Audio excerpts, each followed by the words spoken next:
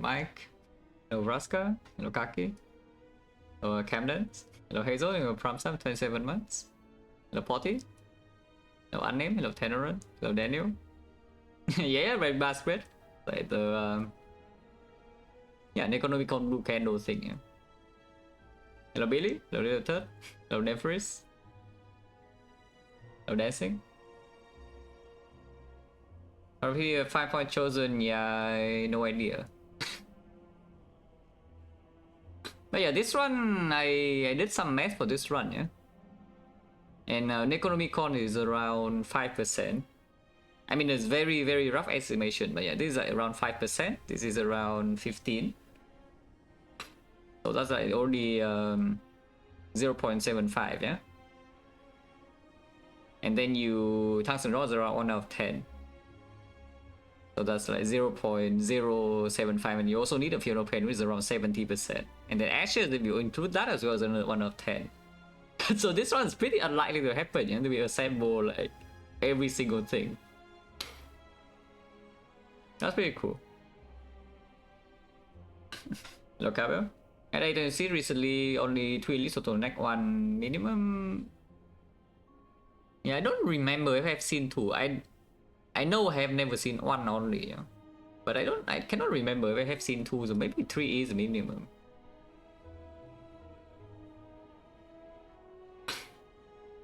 Only it's independent? No, they are, because that is just basically you take a very large sample of runs.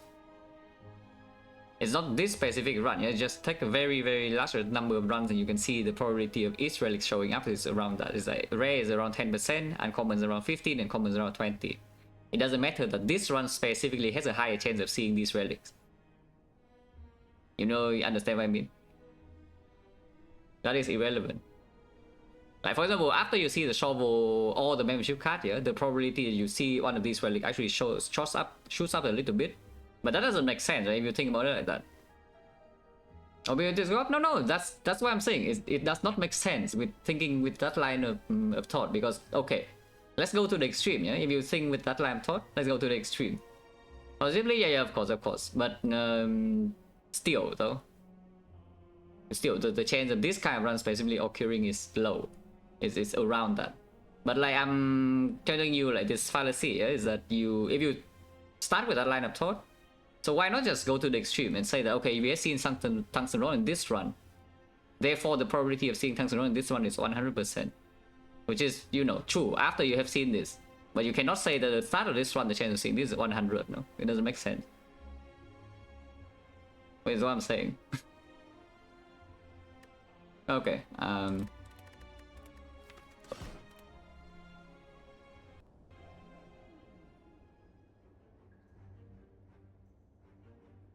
Oh yeah, I know, I understand. But that's why I'm saying it's like the game doesn't work like that though.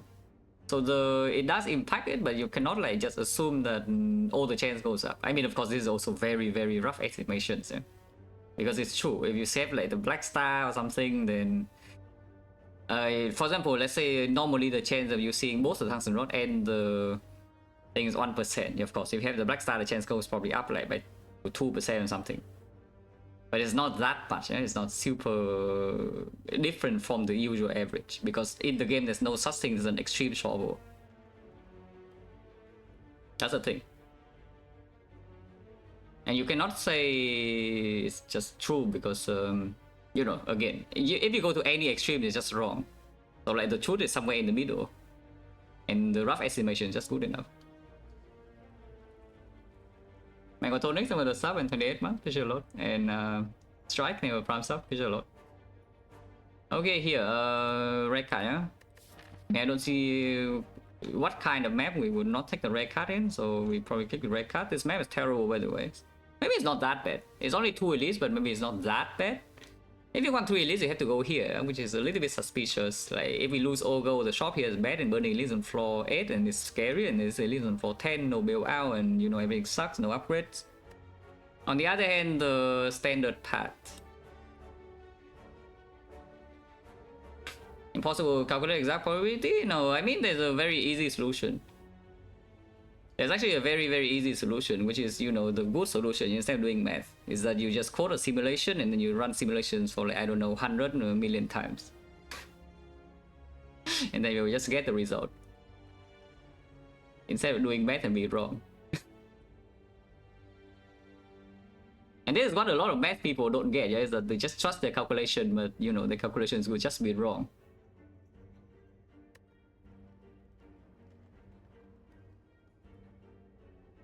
Without stupid amount of computation. I mean, it's not that, it doesn't take that much amount of computation, but I understand. But okay, I just click this, yeah. Pressure on the edges. Do we want to be strong now or be strong later, or pick a garbage? Because, you know, this is strong now, this is strong later, and this is garbage. Wow. Rồi đi chơi luôn. Hello, the mouse of Charlie. Rồi chơi fish. Rồi send rồi Gemini. Part is like fairly safe. It is slime boss, yeah. It is slime boss. If we take the immolate, you can maybe run into this part. Usually not, though. But maybe you can, It's like immolate start 3 fights here, and then here you do. If you have to avoid this, and you can still go this way. I don't want to go to the shop regardless, though. This is just an empty node, so you trade like one upgrade and another node. I mean, that's not true. You're just swapping the fire for the shop. Yeah, here you're just swapping the fire for the shop, so you're losing one upgrade only. Losing one upgrade to get one elite is a burning. Maybe it's worth it if we can do it. Yeah, it's probably worth it if we can do it, but we can need to be able to do it, yeah, without dying. Because immolate is good and all, but it's not making you invincible, you know. I think I'm still taking it though. Makes the slime boss fight a fair bit safer as well. Reaper will be much better once we leave Act 1, and yes, Reaper is at 1 out of 3, yeah. You know it, right? The Reaper is at 1 out of 3. We need the Exodia. Without Exodia, Ironclad cannot win. Reaper? Feet? Even fall. Okay, sure, just take the immolate. And do I think this kind of map will take offering over the immolate probably. And also over the Reaper. What's scary is Act 1 elite immolate. I mean, both the dog and Lagavulin can go wrong, but generally speaking, you usually take more damage on average against Laga, I would say. I mean, sentries you still take damage. It's not like you have immolate in the deck, the sentry is like 0 damage, but the amount of damage you take is like kept out to around maybe 20. If you can draw horrible and maybe you take more than 20, but usually you don't. Usually not. But the knob can still just hit you. Immolate doesn't actually solve the knob if it's drawn together with your bash. If it's drawn after your bash, you're all good. But if it's drawn together with your bash, suddenly the knob can still hit you in the face, and then you redraw, you could draw a burn and everything sucks. Like the extreme low rolls are there.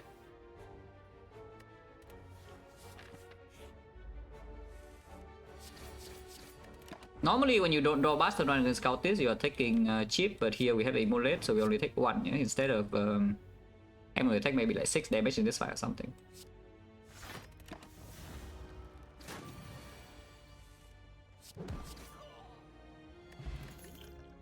Cleave, yeah, so that is definitely what I take after immolate on floor 0. What about the pummel? Pummel again, it just opens some stuff, you know. So it works with many cards, it works with many relics.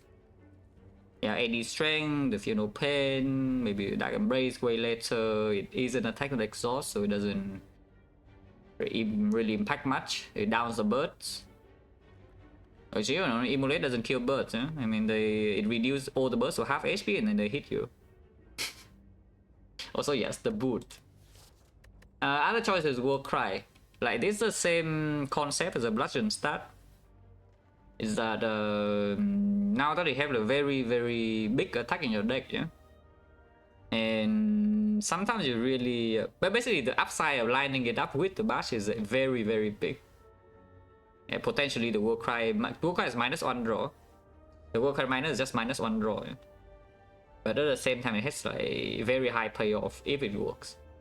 So usually it's worth it to add War Cry to the deck if you start with super big attack. Like Bludgeon is definitely worth it. We have done Bludgeon War Cry so many times already, like in Act 1. I mean, so many times being like probably 3 or something.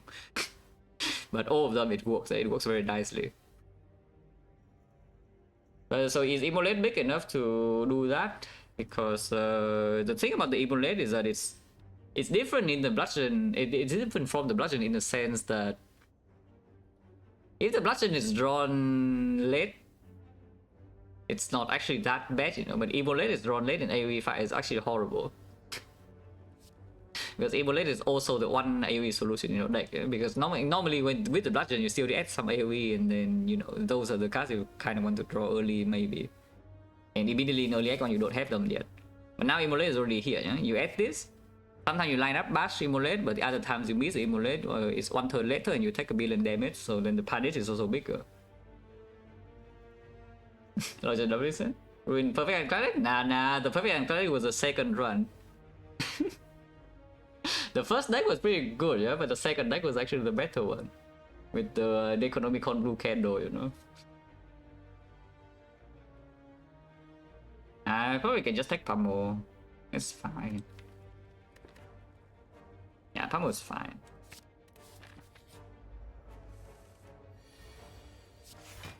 With the Immolate and deck and so Pummel added, I think I'm allowed to block this.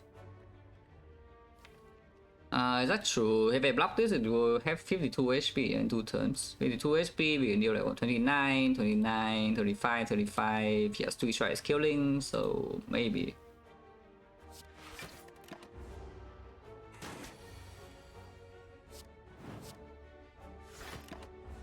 $21, so Immolate redraws killing. And we heal exactly to 4. Yeah? I would think it dies. Yeah, Pummel. Elixir, yeah, hot garbage in early game. Don't really expect it to do much. It can improve the Lagavulin fight a little bit, yes. If we say the Immolate start against Lagavulin is pretty scary, you can Elixir away some of your garbage cards, so you draw like, you know, the Immolate constantly. Second win to go to Immolate. And the slime boss. Our deck single target damage is actually not very high, yeah? But it's probably okay. Don't think I want to take the Twin Strike in this spot as well, because yeah, strength play already a little bit here. We see strength, maybe the Pummel was enough to do early game, and we also have the Immolate already. Infernal Blade, yeah, probably not over Twin Strike. If we want to take an attack, we pick this. But it's a second win, we make burns already, it's slime boss. How bad is this? Yeah, healing, we heal in easy pool. Oh, it takes the Immolate start, right? It's that easy. If every run you start with Immolate, you will heal in easy hallway fights. Yeah, with the whole horses. Whole horses because, you know, here's still one more fight. Ah, Immolate? No. Weaken Immolate is only 15. It will one-shot this, but it will not one-shot this. We probably should just full block. Maybe this turn we take the 3.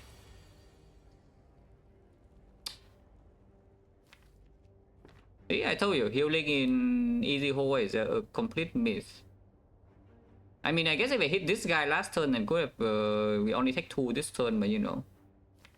I could have just drawn a second win with this. This guy could just not attack. We could draw Immolate. A lot of things could have happened. But yeah, here we just take 8 and cry. That's what happens. So we don't even heal in easy hallway. We lost 2. 1 times 4. Ow. I mean, we still heal. No? Anger is fine. No? Anger is okay. Yeah, probably the last early game attack I add. If I add some other stuff from here, is going to be attacks with utility, yeah? With either like headbutt or pommel strike or basically no more mediocre attack. Yeah, headbutt, pommel strike, uppercut, the premium ones. Like Iron Wave, I don't think we're even going to add from this spot. So is this strong enough for us to attempt this? Because if we go to this shop, this potion is still replaceable, yeah. So they could even go to this hallway. And by the time you get to this shop, you gain 90 gold, and 90 is enough to buy like a potion at least. And then you can brute force burning elite, and then afterwards, like here, you finally get your Immolate upgrade maybe, which is, you know, pretty long. So burning sentries, for example, if you don't have a headbutt or something, even Immolate minus is not going to do that much. Yeah. If we go this way, our act is probably going to be smooth. If we go left, the X is probably going to be smooth. Because, you know, you take advance away, you replace this bad potion, advance away with Immolate should be still fine. Upgrade Immolate here, fight tool is easily, upgrade another card, you know, and relax. And save a lot of gold.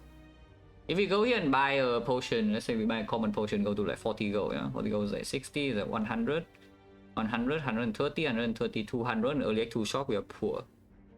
If we go left, then are we rich or not? This is 60. 106, 136, 166, 200, 40, 240, 270 or so.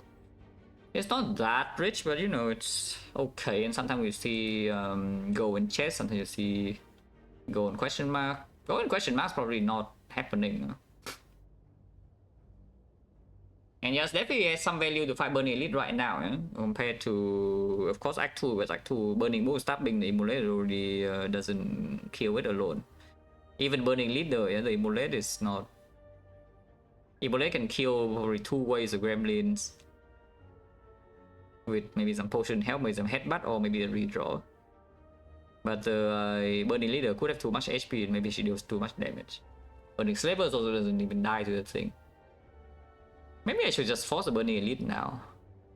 In fact, like if I guess cannot, yeah, because this is a question mark, not a fight. So from here, I don't really think I would ever go this way because my potion is still replaceable.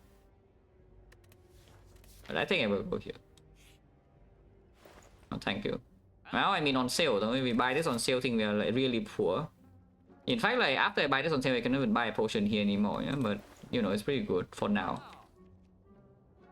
Yeah, good in basically it's good in O3 elites. This card is just very strong in Act 1. And it's on sale. We missed some like Giga premium relics here, so sucks to be us. Yeah, double shopping is like so annoying, but sure. Yeah, after Metallicize buy, of course we go here, yeah. Motif.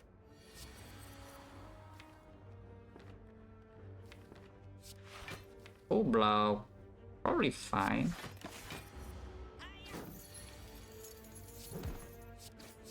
Actually, second winner would defend because you know we don't want to get dropped. Should I even play the pummel? Maybe I should play Stride to redraw the pummel. That's okay. But yeah, full HP. No potion. Brutality with the second win a bit better. It opens like what, Buffer Blood? It's not actually bad against the Norm, yeah.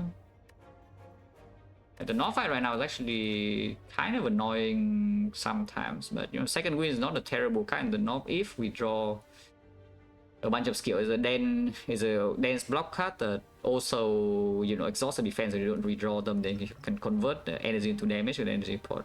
You can convert card draw into damage with this. Lagavulin, oh yeah, another thing about the anger is that yes, Lagavulin matchup is potentially you have damage issue, and the anger in the Lagavulin fight is quite good, you know? In the century you have this. I don't mind the brutality here, I don't think. But yeah, we fight the elite. Yeah, nice second win. Wimuro is definitely being played. Potion chance right now is 40%. I think the energy potion is better here. Because I mean, you see, you draw a head like this against Burning Knob, you know, like, better have an energy pot.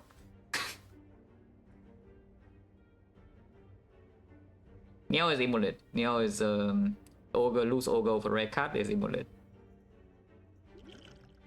Yeah, I mean, you see. Like, against Burning Knob, if we don't have this energy potion, like, terrible things can happen. And right now it only converts into 14 damage. I mean, not really 14. I mean, it is 14. Is it 14? No. Yeah, right now we are dealing this, and if energy pot I get a bash, only just freaking 8 damage. There's no way, yeah. So yeah, it will hurt a little bit. Pummel here goes to 13, and 13 is a terrible number. Damage in here is only multiples of 6. Which means we should hit this guy. And in fact, I don't even need to play Pummel, I can play Strike instead. If you want to redraw Pummel. Do I want to redraw Pummel? No, I want to redraw Immolate, and then it ends the fight instantly. So we Pummel this guy.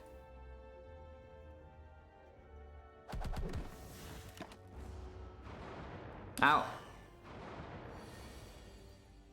Now triple attack is still better, so we take as I said, right, it's like Immolate. It's not like you draw Immolate in the centuries, it suddenly takes 0, yeah, we're taking 20. So first 2 turns already 20 and maybe more taxes and brutality and such. Yeah, like here also another -2. Next one we have a guaranteed defense, so I think we should hit this guy. So that's -22. I will play this. Immolate redraws already killing both, so wasting damage, doesn't matter. Yeah, -23. Okay, only 23. We redraw Immolate quickly. And yeah, Fear Pot can replace the Elixir. Smooth Stone now, yeah, with the Struck. It's not bad. The Burning Knob fight is still around the corner, but Burning Knob now we have the Fear Pot. Unless you tell me it's time for the drop kick because of the Fear Pot. And that's on, yeah. I play Brutality though. If you don't play Brutality, maybe you bought some deck to Immolate and redraw because you know the Brutality is in the reshuffle and then you take like 20. Okay, you can never take 20, yeah, but you know. I sure hope the Burning Knob doesn't kill us or anything. Because I'm going there. Actually, the Lagavulin fight is also not particularly like, amazing, yeah? It's just doable. Because the Smooth Stone improves Lagavulin a bit. This is good against Lagavulin, this is good against Lagavulin. This is okay against Lagavulin. It's not amazing, it's not terrible. Also, this shop is empty. Well, we missed another card on sale, yeah? We missed another like premium set of relics here, so you know, it sucks to be us again. Mirror is pretty good though, to be fair. But we have this like what the Shovel, the Jinzo, the Darkstone Periap, and what the hell was the last relic? I remember it was also something not very good. Yeah, Molten Egg, yes. I mean Molten Egg is good, it's just good for free, yeah? Buying it with... Unless you are like Giga Rich, unless you start the run with 250 gold, you buy Molten Egg first shot, it doesn't make a lot of sense. Perfected strike against a Norm, yeah, with 5 strikes only, so it's 18 damage for 2. We can actually die here, by the way, yeah. In this potion we can actually just die even with the Immolate and the 2 potions, because our deck's damage density is not actually good enough against a Norm. I can see that. Especially a Norm that is big, like max HP Norm or something, this perfected strike actually will help. It's just that they have a Peace Strike in my deck. So how bad is it to have Peace Strike in my deck just to basically have like a little bit of an extra insurance like one? How bad is it? Because yes, it actually does improve this floor. Because right now I can go out into the North and very easily take at least 1 big hit. Sometimes I take 2 big hits. 2 big hits I don't die, but if I take 2 big hits from this guy, I might as well be dead because you know there's another one somewhere and another elite coming. And Nob is the only fight that we can maybe take not a lot of damage against. You know? We fight like 2nd centuries, you already are guaranteed to take around 15 damage. Unless the relics are very good, and then you go into the advanced sword, you can also just low roll like, even -20 sometimes. So you can accept like a pseudo curse in your deck for early game insurance, that you can do this part safely. Maybe that's fine. The deck had some pretty decent things like Brutality, Second Wind is some potential, Smooth Stone, okay, in early game, these attacks are good. And we haven't added that actually that many attacks, it's just Immolate and Anger, this thing exhausts.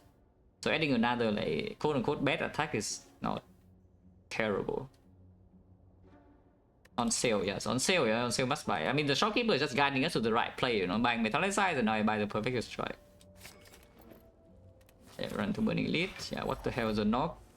Not that this fight is good by any means, yeah.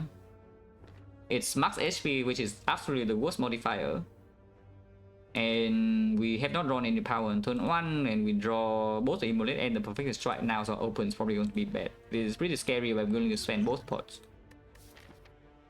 Yeah, I am very willing to spend both pots. Yeah, preferably I spend only the Fear pot, or I mean preferably I only spend 1 pot. Of course, you would prefer to spend 1/2. But my point is that we probably need one of these for this fight. Mainly like the North fight is just here, yeah. Because if you have the energy potion, then you can just play 2 of your big attacks in the same turn. Like Bash is also here. And with the Fear pot, you don't need to play the Bash anymore, and then maybe the Knob dies in time regardless. But we want to preserve one of these potions at least, if possible. It's pretty hard though, because this thing is massive. And the first order is probably not looking to be like amazing. Yeah? Opening here is complete nonsense if we don't. The Brutality is in turn 2 at least. I would prefer to be Metallicize this on Brutality next turn, but and Bash. Yeah? The ideal draw would have been Metallicize Bash this turn. Next turn we open with like some Anger, Brutality, Pummel or something. Not sure. I mean, of course, Brutality we still play. Oh, that's not great. We shuffle out the Anger and the Bash. That's scary.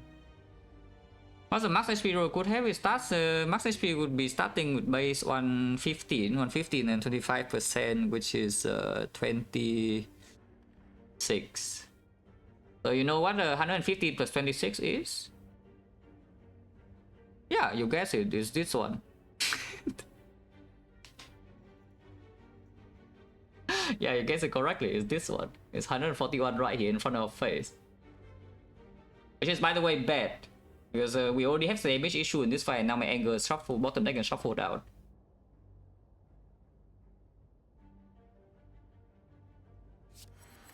But yeah, there's no reason to fear pot now, yeah? If we fear pot, could be next turn instead of playing the Bash.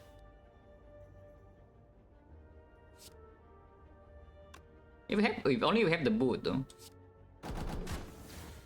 But yeah, with this draw, it's looking more unlikely that I can preserve both my pots. You can try to play this fight a bit longer. So basically there are two lines of play here. Line number one is just playing second wind Bash Anger, which is the thing that makes the most sense, to be honest. Even though we exhaust the struck, which is quite a good draw if we need to block again. It does mean that we redraw more damage on this turn. Because here we draw plus 3 cards on the off turn. And then of course we can also spend energy better this turn by playing the Bash. And the next turn maybe the energy pot turn with the vulnerable still down. And we still block 15 here, so only take 5. Yeah, the Slugably needs to die. Yeah? So I think we should do this, and sometimes I can still save the fear pot. If I use energy pot next turn already, sometimes I can actually preserve the fear pot. I think energy pot will most likely happen, especially if we draw both of these.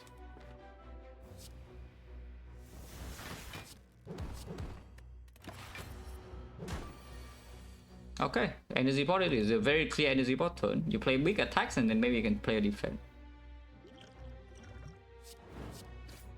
60. It's so freaking tanky, man. It's still at 60. We do have Anger and Immolate redraw, but now we cannot play both and Vulnerable is running out. If I play the strike here, we're taking 17, 18, 19. So we go to 31, 37, 37, and Fear Pot Preserve. It's fine because 37 we probably never die to Sentries. I mean, I say never, like maybe we do. It's the worst draw of all time. But 37 against Knock with the Fear Pot should also be fairly safe. So as long if I play this strike and we get out without using the Fear Pot, then I should play this strike. Because playing the defense in here is pretty likely that we'll actually need to Fear Pot. No? Like this 9 damage is 51 even with the Anger draw. Next time we only have a guaranteed 1 strike and 3 random cards. And now after the debuff, Immolate is still 19. Cannot play 2 cost attacks together with the perfect strike, still doing something.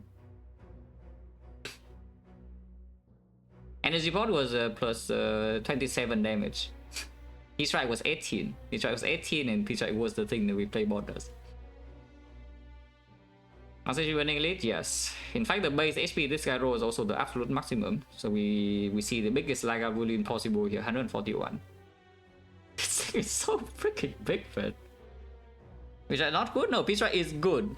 That's the thing, I bought the freaking P-Strike on sale, even though my deck doesn't have any strike because I just need a little bit more attack density for whatever crap this is.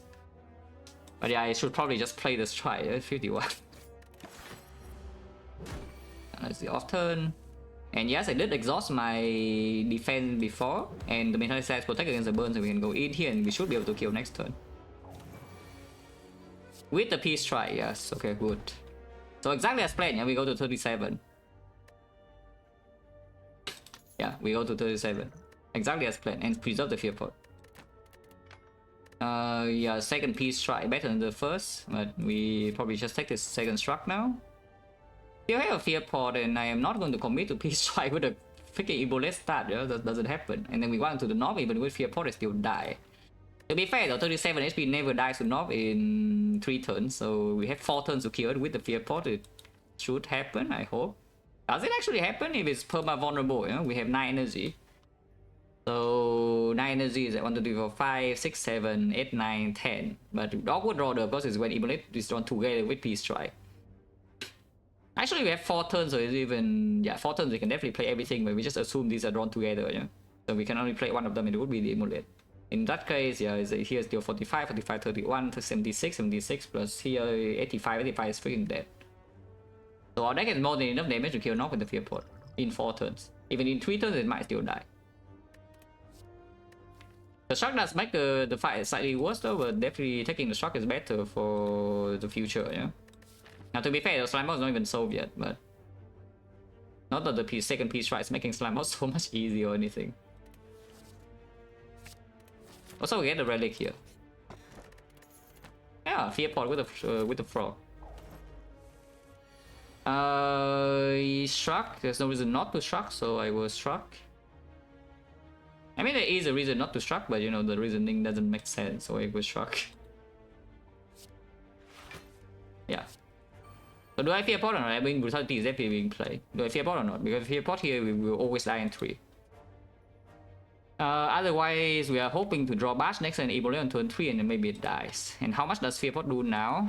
It's 4 damage here, and then this is going to 3 times 4, yeah? It's bad routing with the pummel. Actually, no, it's 3.5. 3.5 is 3. Yeah, it's still only 3 times 4, so it's just 12 damage. Yeah, it's 4 damage here and 4 damage here, so its Fear Pot right now is 8 damage this turn.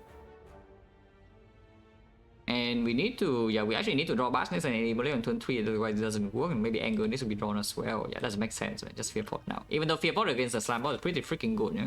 We have 3 more fight to feel back the potion, we have another relic, and 2 upgrades. So I hope that's okay. I mean, we spent the whole time like trying to save the Fear Pot for this fight, so just do that. Okay, I'm stupid and bad. Maybe this allows me to play entirely size, huh? Because this draw, it might allow me to actually not Fear Pot at all. Yeah? Bash on turn 2 and Immolate turn 3 with the Anger and the Strike, and then you know it's freaking dead. If I do not play the metallic size, then we have like what, 14 plus here 24 damage. 24 damage is at 41, 41. What is a Peace Strike? Because now we think about the case where we bottom deck the Immolate, yeah? Peace Strike is 18 base, and 18 base is 31 damage. 31 damage here is 41. 41 is looking like a pretty good number. If we bottom deck both the Anger and the Immolate, but we draw the Peace Strike plus the Strike as lethal. And we draw 6 cards out of these, so we only bottom deck 2 cards, yeah? If you bottom deck both of these, well, then you can always struck into one of them and then play Anger, Peace Strike. Yeah, so I should actually Bash Strike and then take 3. If I do this, I always kill next turn, I'm pretty sure. No matter what I draw here, I always kill. And yeah.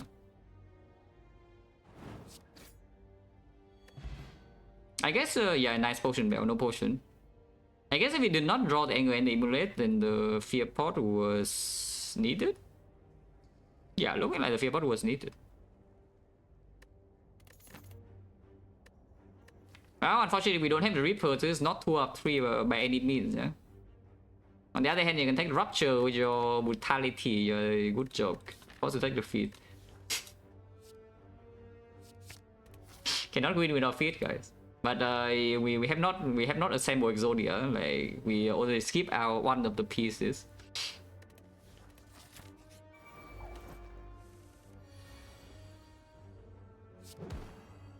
Second win redraw, I honestly doesn't matter.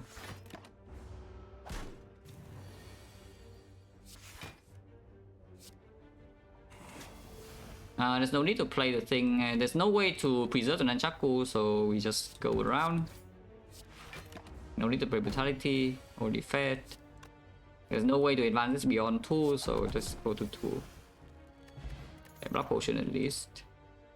Spot Weakness, first source of strength, we have the Ammo. Our deck doesn't have any boss scaling damage. Not that this is boss scaling damage against Slime Boss at all, yeah? So Slime Boss is still kind of spooky. Yeah, Slime Boss is still kind of spooky because you know you cannot really count on Spot Weakness landing in that fight. But yeah, Immolate Plus could help quite a bit, and of course we also have a, you know, a little bit extra HP. Also, we already have the pummel to down the burst of flame barriers, like less necessary, and 2 trucks added. Still go here, I think. Instead of going here, when going here is collecting potion. I want my emote upgrade now in case I need to rest.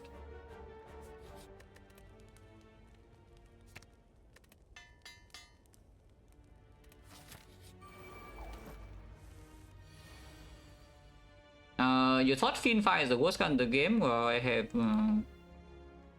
have something new to tell you.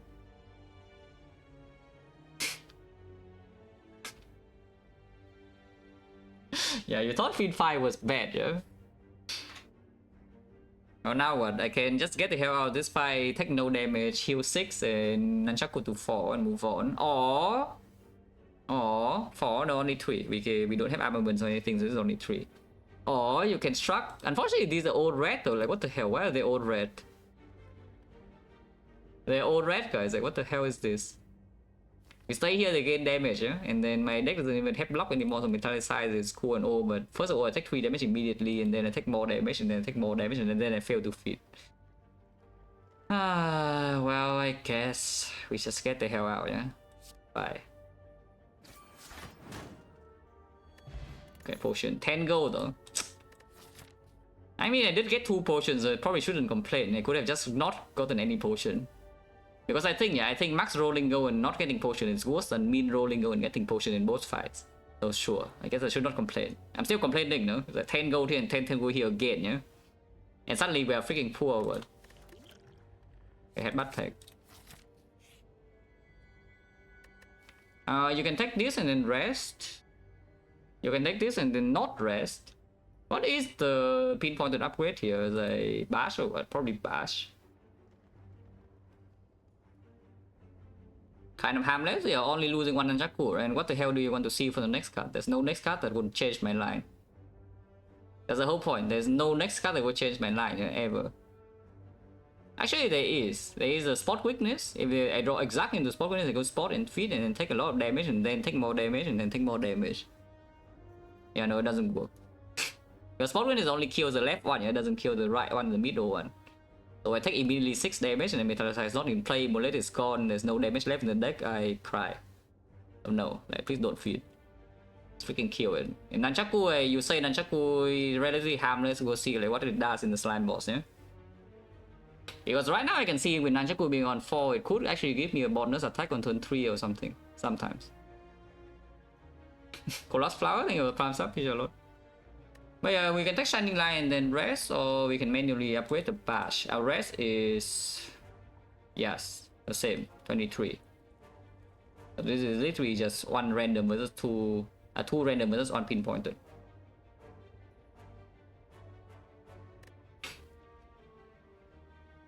Two random is like fine. Defense upgrade is not very good though, because both structures are... I mean, it's okay still. It's not like drawing defense plus so bad in Act 2. And we have some high rolls. Even if we upgrade brutality, I'm okay with it, yeah. Innate brutality, no problem. I think I should click this. Ah, feet plus. I guess. I mean, we could have just manually upgraded the feet, but I mean, I was not going to do that, so now I guess we have a feet plus. If you want to manually upgrade the feet, then you know you get a bonus strike for free, because now we can just rest. I am resting, yeah? I'm not going to play Slime Boss to 25 with this deck, even with the block pot. Milan is real? You think this feet upgrade is good? So why is the feet upgrade good? Let's talk about it a little bit, yeah, because I can already tell you the short version. This feat upgrade is probably not doing anything relevant. In fact, like, it's probably just worse than many other upgrades. But we can talk about it a little bit so you can understand like why that is so. Okay, so normally what does the feat upgrade do? Very long term, right? It's like sometimes it makes it easier to land, yeah, but that's a minimum. That's a small effect. You know, it's only a +2 damage upgrade on 1 cost card that you don't even play in early of the fight. It's not very good for damage. But the main thing, yeah, of course, you get 1 HP every single time you land it. Maybe you can do some dual wheel, you get like, even without dual wheel exhume, you probably get around +14, 15, so you get a mango for late game. Are we worried that we would lose this run with around 130 HP only in late game instead of 150? Are we? With the potion bell already being in here? Because I think the answer is a fat no, no? If the answer is a big fat no, yeah, and that 130 or 150 does not make a difference whatsoever, then you just want to be strong now so you can actually land the feat. And also, hey, we still have a freaking risk of dying to the slime boss right here. So like, is the feat upgrade actually good over something like Peace Strike upgrade or Bash upgrade or even normal Strike upgrade, because it's +3 instead of +2. And defense upgrades, yeah, freaking +3 blow. Like, why on earth is this feat upgrade good? Like, not really, right? It's not actually good, yeah, but at the same time we are big. Maybe. So yeah, it's not actually good, but at the same time we are big, so like, how bad is that? Okay, I rest here, yeah. I mean, I hope we are big, because if we're not big, it means we're dying in slime boss immediately here, so I hope it doesn't happen. Feels better, yeah, it only feels better if I don't freaking die here, because we can. We can't die here right now, it's just to let you know.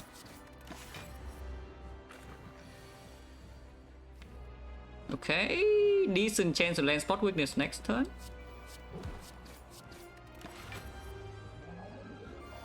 Oh, easy. Okay, if we land spot weakness, then the chance that we die like drastically decrease. Wait, spot weakness against slime boss is so good, guys. We are shuffling out a bunch of stuff. We can headbutt something now with our Nunchaku energy. So do I want to do that? Because we can headbutt like anger or something and set up a split in 2 turns. Yeah, this turn could be, or we can just not headbutt and then save Nunchaku for next turn and then do something like Bash Immolate, immediately split without getting 5 more slimes. If we draw both, because other choice is that even if we draw Bash next turn, you play the Bash and then, you know, and then you get 5 more slams, so the vulnerable is probably wasted. How much is Bash Immolate next turn with 3 strength? Because it's just 117, and that's a big number.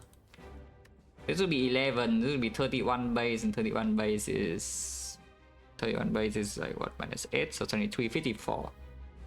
65 damage, 65 split is 52, holy crap. 52 is so big though. Yeah, 52 is so freaking big. So probably not saving the Nunchaku, yeah?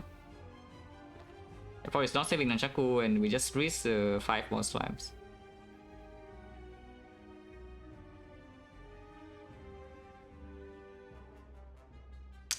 Yeah, so spawn is headbutt the anger, play double defense.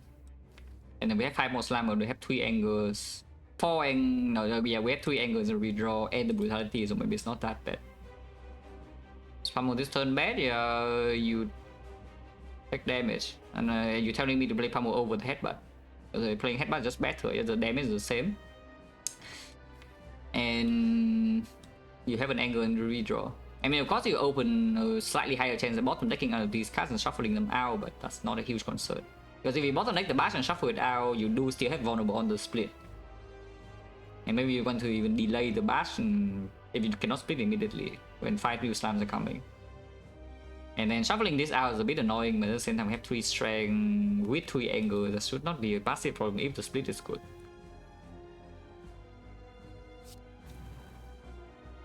Oh yeah, the Nunchaku, by the way, the one Nunchaku, yeah, that apparently being missed is harmless. Unless you tell me to play pummel over the defense and just take 6 more. And we block for only 9 and we go to 18. That could be possible. At the same time, don't really think so, because right now if we play both of these it goes to 85, and 85 means that I can even play the anger next turn. Unless we split immediately, which I don't want to. So I should just headbutt now, next turn we can maybe do some Bash anger, and the turn afterwards we could split.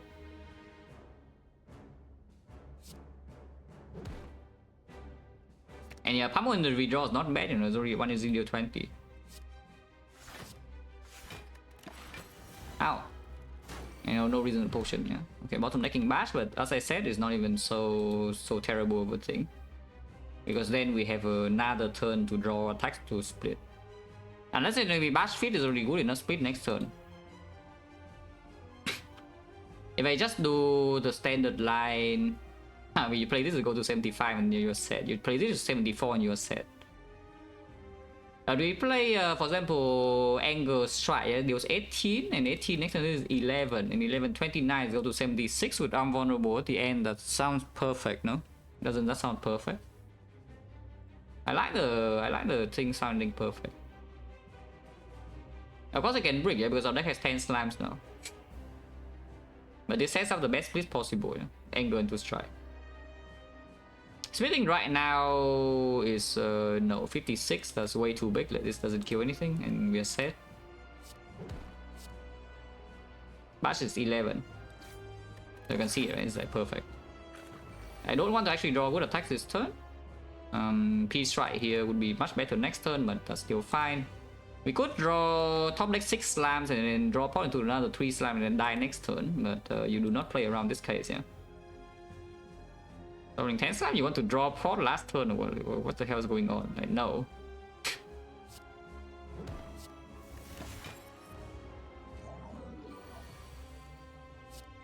Yeah, and that's why we save the pummel, and doesn't this like look free? If you want to, you can headbutt Angle right now and then go in, yeah? But I am thinking about headbutting feet. If we headbutt Angle right now, it's already done for.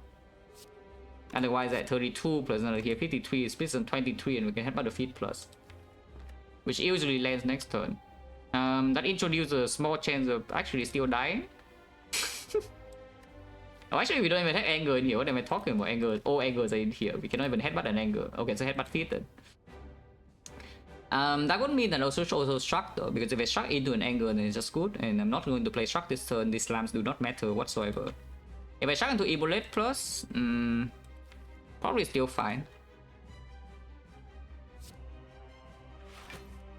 Okay, struck into slime is good too.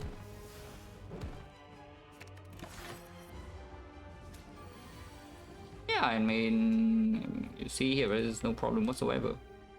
And of course we play feet, yeah, it's freaking feet plus here. Instead of immolate and kill them. The problem with this is that of course it breaks my Nunchaku, but you know, it's fine. I don't care about Nunchaku over 4 HP. Because it's not only 4 maxes, it's 4 is also real HP inside Act 2 immediately too. It minus not lethal? I mean it is, so it's just you have to put an extra strike there, so this guy's full HP. It is still lethal.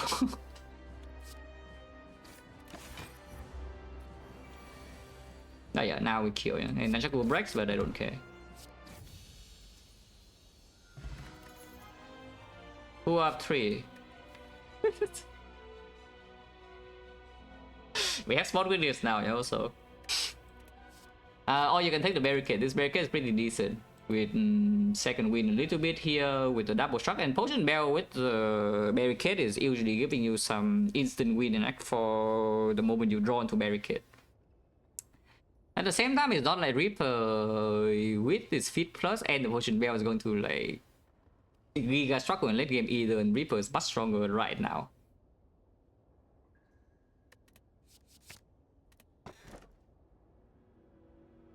Huh. Now this is a small problem, yeah. Yeah, there's a small problem on this screen, is that they're all bad. Second back with Potion Bell is an okay thing.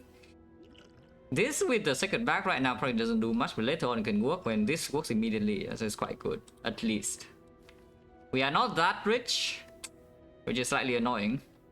Because normally with Potion Bell, normally with second backpack you want to be rich because you just want to go to early Act 2 shot and just buy potion instantly and just foster the act. Probably will still happen, so we are staying poor forever, yeah? If we take the second back, we are going to be poor forever. On the other hand, what the other choices? Tiny house and empty cage, yeah. Let's just be poor, guys. Guys, let's just be poor. Yeah, let's just pick this and accept that we are poor. Instead of, you know, whatever crap these are. If we have a bloodletting or something, no, I would say if we actually have a bloodletting, this indicate is very pickable, yeah, because second wind appreciates strike removes, and then suddenly if you can second wind down these cards, like it's dense enough to block for on energy, and then after you second wind down a bunch, you draw your bloodletting, and then you can just keep doing your thing. Now guess what? We don't have a bloodletting. Okay, let's be poor and sad. Maybe not that sad though, we could be happy relatively soon, but we are probably poor because yes, I need to go here and buy pots. I also have zero interest in fighting advanced hallways, you know, with the second back. Even though normally if you can farm hallway to shoot because of the feed and HP loss is mitigated by Reaper, but right now on 3 base energy I don't know how much is actually mitigated. Yeah. Offering, it's been a while since I have an offering leaving Act 1, I think. And offering is almost auto pick in early game. Yeah. Over a lot of things, I would say. So we have been seeing a lot of feasts, but we haven't been seeing a lot of offerings. Is what is happening here, I think. It was again, I also feel like almost every run recently we have feast.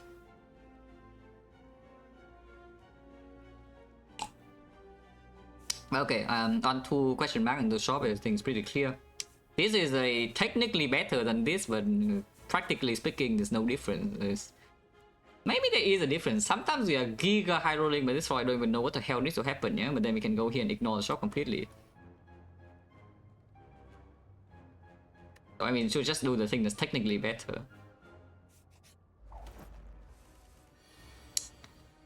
Yep. Well, this fight is already annoying, especially if I float energy on turn 1. I mean, I don't float energy on turn 1 when my energy usage is terrible.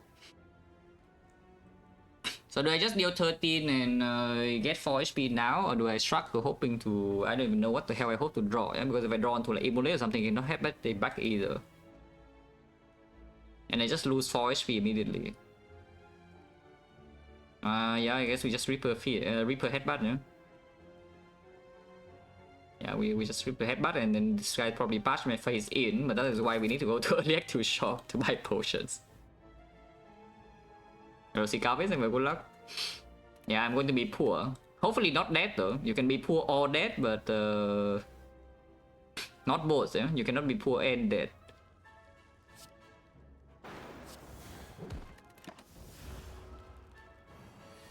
Yeah, of course, bad pattern. I don't think we should block here at all, so let's not block, and next time if it does a big hit, we can block for. This is definitely being played, this is definitely being played, so now we're just thinking about strike versus defend. And if the feed lands already healing 4 and then suddenly, you know, you do 6 damage and this only blocks 6. Also playing the feed strike now, maybe you get your Nunchaku, not next turn though, because you know, Nunchaku to 6 is not enough to do anything here. I think I should still play the strike. Okay, it doesn't do the worst pattern, and we can second win here and play double strike. It's not the worst. I should go on 8, or maybe we can land the feed. We actually can, no? Yeah, we actually can land the feed. Is that true? Or maybe that's freaking fake news when the weakening right now and I have no strength. And I didn't draw my 2-cost attack. Because right here I do see that if I do pummel into strike right now, the next turn I only have like P-strike feed. But either way I only have like 2-cost attack and the feed, yeah? Even if I save the Nunchaku, I only have that. The only thing the saving Nunchaku does for me is that I can bash P-strike next turn, which you know I don't want to do.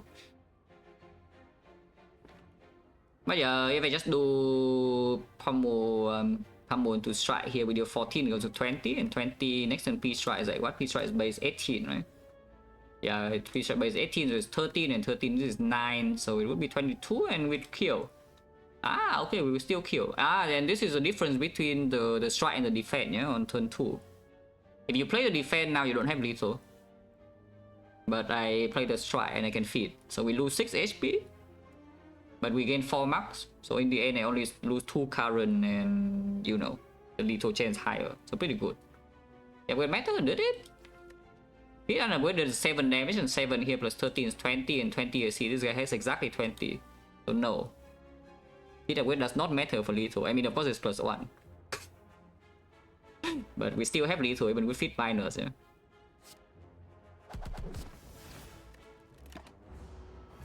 yeah. Yeah, you see IP strike 13 and this would be 7.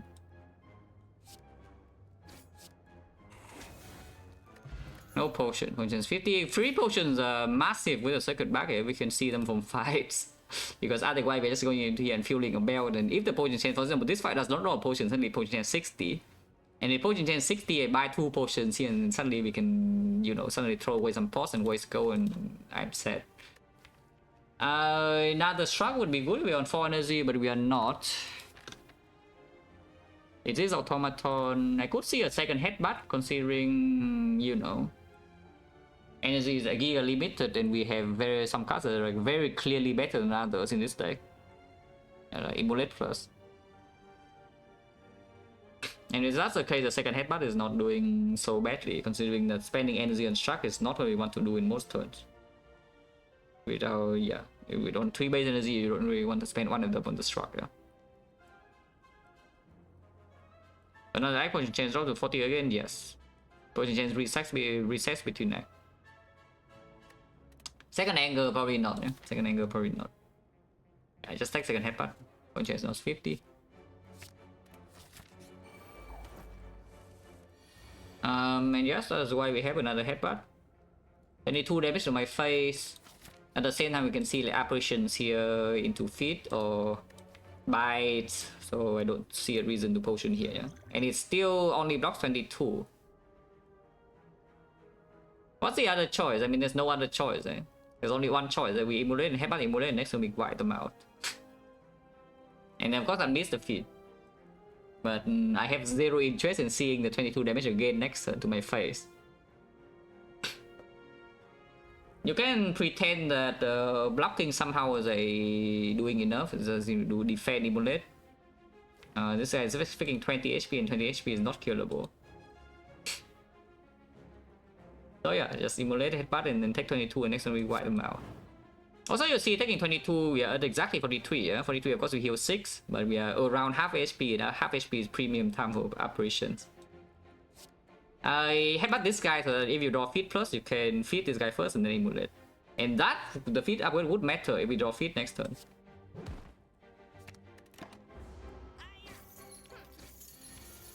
No. Well, what can you do?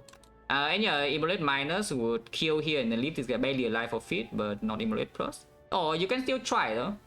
If you don't get one nunchaku now, you can still try. Because if you struck right now into the feet, you can feed this guy and play metallicize full block, and this guy's on 24, so we can probably kill. You lose one nunchaku though, so nunchaku from 5 to 6. How different is it from 5 to 6? Nunchaku on 3 base energy pretty important, yeah.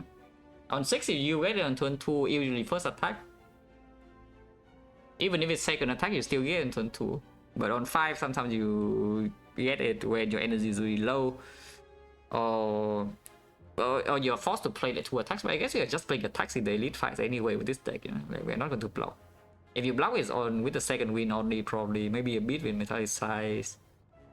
If it's free against leader. So Nunchaku on 5, it's okay. It's 1 out of 16, no? It's literally, it's just the feed draw, yeah? Actually, no, it's wrong. Anger draw also does the same thing. Anger draw, we can also just anger strike here and leave this guy alone and then maybe feed him later. So that's a 1 out of 8. Okay, fine. I take 1 out of 8. Nope. I mean, you can still take 2 damage in here and leave this guy alone.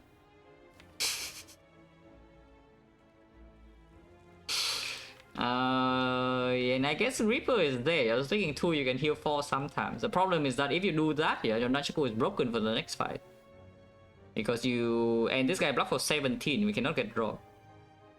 This guy will block 17, you cannot get dropped, yeah? Because the shop is coming. So here you play 2 strike and Nunchaku goes to 6, next turn block 17 and goes to 41, and 41 with 3 attacks is impossible to kill. So we need to draw the feed top deck and have lethal next turn, which also means that Reaper will not happen. Even if you draw perfect like Reaper, Anger, Feed, it doesn't kill because it's only 22. So it doesn't work. Your Nunchaku will break. And you also can get dropped. Also, I did not even talk about the case where it attacks you for 18 next turn and you cannot kill. So let's just get the hell out. Okay, free potion is good. 40% potion chain. This blue potion is not amazing right now though. Second back or no second back makes no difference almost. Because right now, like, what is the dupe target? Yeah, we do emulate the fight ends. Wow. the second dupe is not doing much. And we are only on 3 base energy, so it's hard to play 2 good cards in the same turn for the dupe pot to matter anyway. With the bar. Of course, it's still a good potion. Oh, is that our boss damage or not? Because it looks like potentially our boss damage. Yeah? We have brutality. And very limited on energy now. Weakness? What? No. 0 energy to 18. You can also do a Wheel Feed and Reaper if you're dreaming. I don't know whether I'm dreaming or not, guys. On 3 base energy and second back here. But it does a boss damage, yeah? Unless you trust Spot Witness, which are live with no strength payoff in your deck except the pummel. I don't. Intimidate is of course pretty good with 3 base energy as well. It's just mitigating cheap damage, but we still already have the block pot and we're going to buy a new one. And yeah, brutality is already here. Blood for bloods are here. The headbutts are here. We are, you know, very short on output against bosses. Damage wise. And yes, another thing, we are going to get hit, like it or not. Whether we like it or not, we are going to get hit. So this will be the cost naturally, you know. Yeah, I just take it now, yeah. Automaton damage. Because automaton you cannot rely on the frog either, which is a massive problem. Even if you see a shockwave or something, the boss is still not dead. I mean, what did I say? We just set up for operations, so no potion use, yeah. I mean, of course we take this freaking axe feed and we are missing all the HP. And also it makes the blue pot like way stronger. Of course we take this. Also we go here and buy a spoon, you know? Every single time we see apps we have seen spoon. So we just go to shop, buy a spoon, and then, you know, spoon of feed, spoon of apparition with double headbutt, and we are just relaxing through the run. Oh, that would definitely be the case. That is not a spoon, but you know, I think I'll be fine. Yeah, that does not look like a spoon, but I think I'll be fine with this shot. I'm not unhappy, let's put it that way. Okay, now what? There's the sling, there's the remove, which is, by the way, remove is pretty freaking good with the apps and the offering now. At some point, the remove doesn't matter really anymore, yeah? Is a thing, because, you know, we just feed a little bit, and then suddenly with the Reaper in the deck as well, you are allowed to just brick in early turns.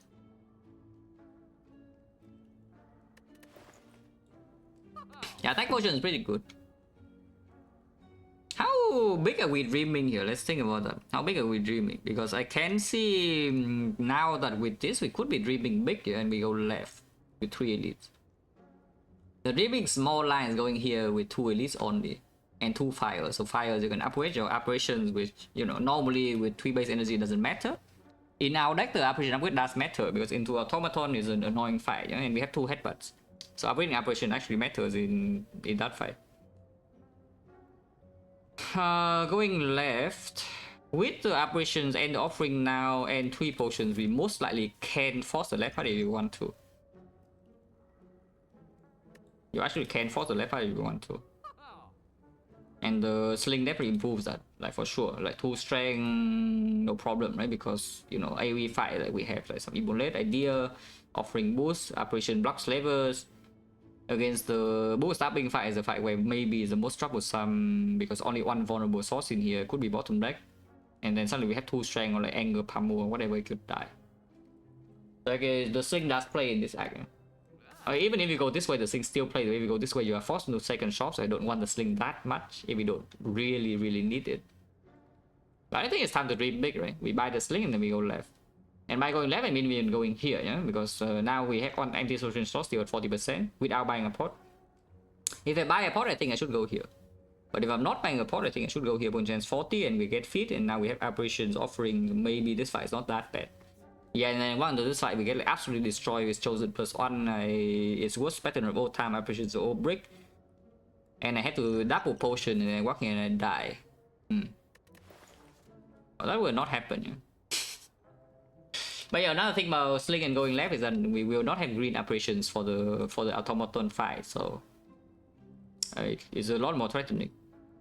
We can have one apparition, but I think I still want to go black.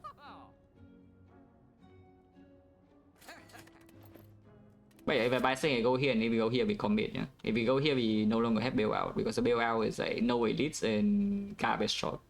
So the moment I step into this node, we are committed. But I think we commit. This fight is not the greatest fight I have ever seen for this deck.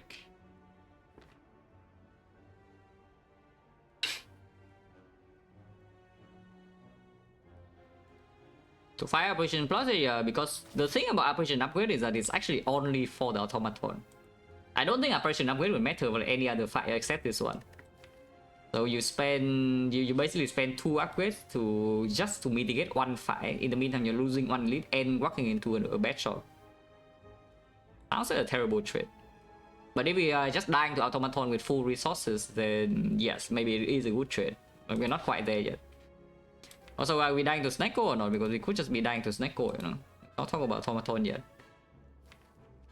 With the Blood for Blood aim emulate random cost right now, I don't think we need the strength so much, but having the strength in here is like what, minus 10 damage, yeah? But you do improve your Reaper a little bit, and of course you improve all these cards when they're cheap. But you also need to play this next turn, which is not guaranteed by any means. In fact, I don't even want to headbutt the Perfect Strike. Maybe I don't headbutt anything. What if we just don't headbutt anything? And we just play headbutt Peace Strike. Maybe that's just better. Next time we never need buff, so we can actually still play Spoken though. Even if it does 18, you're taking 18 to the face is not a huge problem if the Reaper already healed back like what, sometimes 7, sometimes more. And landing the spot next turn makes the red versus fight a lot safer. Yeah? If these are expensive and difficult to play, at least these are still chipping it down. Okay, maybe I should just get my strength. Yeah, let's get the match track. Let's just get my track. So we do spot, headbutt the spot, and then pummel. That's not intended attack, yeah, thank you.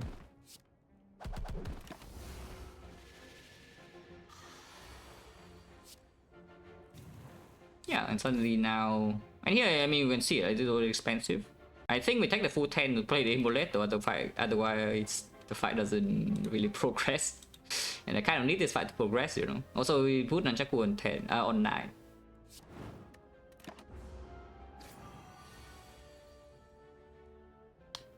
Now, Snecko is just doing the Snecko things. There's no need to potion yet, I don't think. So I won't. Here we can struck and pass turn, or we can blood for blood into defend, but I'm also weakened. I'm weakened forever, though, so this weakened argument doesn't hold, yeah. If I struck into Operation, I cannot play, I'm sad, because Operation next turn will be good. Offering next turn is probably okay too. Reaper next turn is okay, Bash is okay, I don't want to miss, Feed is also okay. Of course I take 3 immediately if I play defend over the struck. But I also use my Nunchaku slightly better, I think. Probably just play blood for blood defend. Yeah.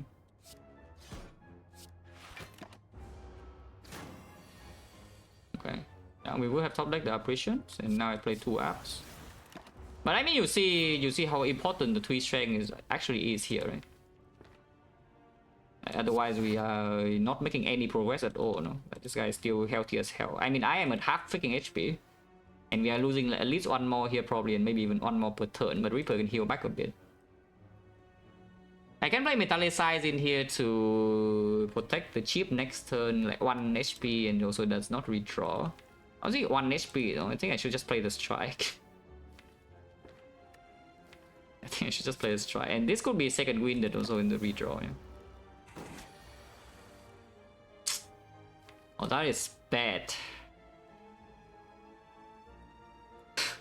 Oh, that is horrible. Yeah, I mean, of course, the rolls in this fight is horrendous, as you can tell.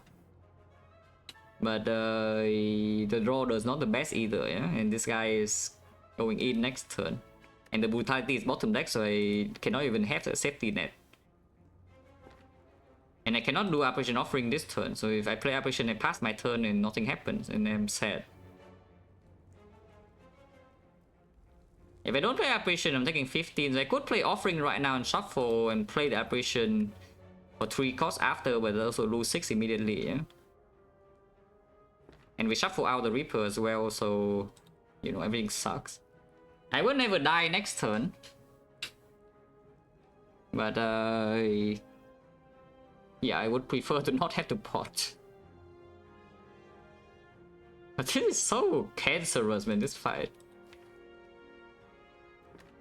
One thing I did get my 3 strength, though. Otherwise, you can see, right? We do not headbutt the spot weakness. This guy is at like probably at 50 HP and I have no strength, and then like, what the hell am I doing? I think it's still just Apparition Pass, though. So we just skip a turn and take 1 damage, which is tragic, but there's nothing to do here. I am definitely not going to do this app right now, yeah? It's not that scary yet. Yeah, the rolls are just horrendous. What a complete joke here.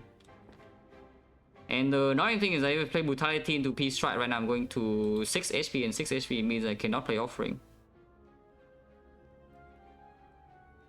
And again, like you can see, like, we have not rolled a single good hand here. And how many turns has this fight been? We have not rolled a single good cost, yeah?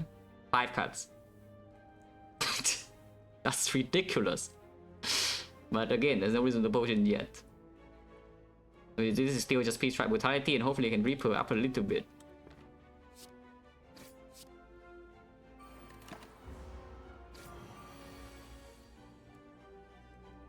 Well, sucks to be us, because we cannot feed and we cannot Reaper either. Again, horrendous roll. There's no roll so far in this fight has been good. You know? There's not a single hand that is good roll. Random cost. Which is completely ridiculous, but you know, it happens sometimes when you fight this garbage enemy. Do feed, yeah, do feed.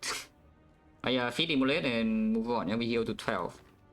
12 is still okay because the block pot is a giga strong.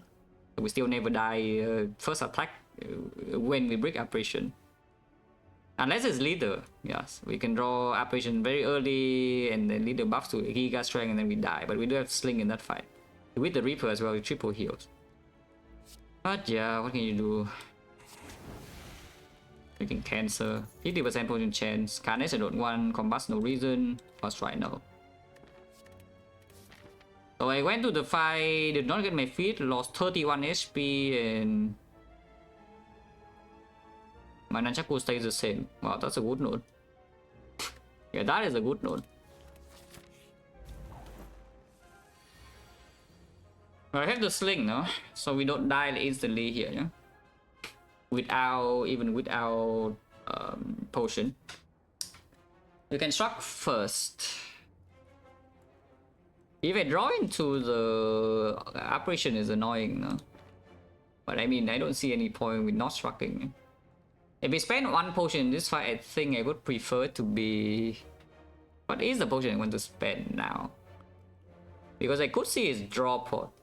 Which sounds weird because normally draw pot is so strong with the potion bear with the second back for later. Like for Act 4 you want insurance. Especially with Apparition, but in this case we have a feed plus. So like way later on in the run, this consistency is not actually super important. And another thing is that right now we're on 3 base energies, so the draw pot doesn't play that often inside this Act 2. And the other 2 potions I think are worth more, relatively speaking, inside Act 2. Which means that if we get away with spending only 1 potion here, I would prefer it to be draw pot, I think. So we start with the Shrug first. Oh, to what?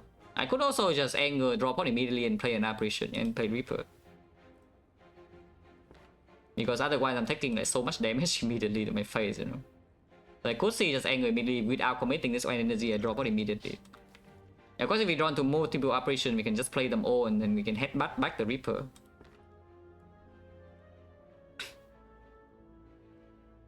It sounds okay, you know, honestly it sounds okay. Like, why do I want to commit 1 energy to play the Struck when it draws into like freaking nothing?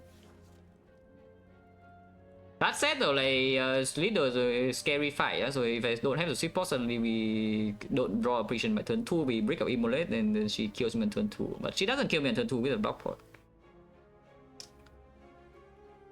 Because like, what am I hoping to draw into with a struck in here? Like, it's exactly offering. And then we need offering into an apparition. In that case, I can just report first and draw into both my offering and apparition and play apparition into offering and then Reaper and everything is okay. And let's just draw pot now. Looks like a weird line, but I think this line is correct. Yeah? And I mean, you see, like, this hand is horrible on turn 2, no?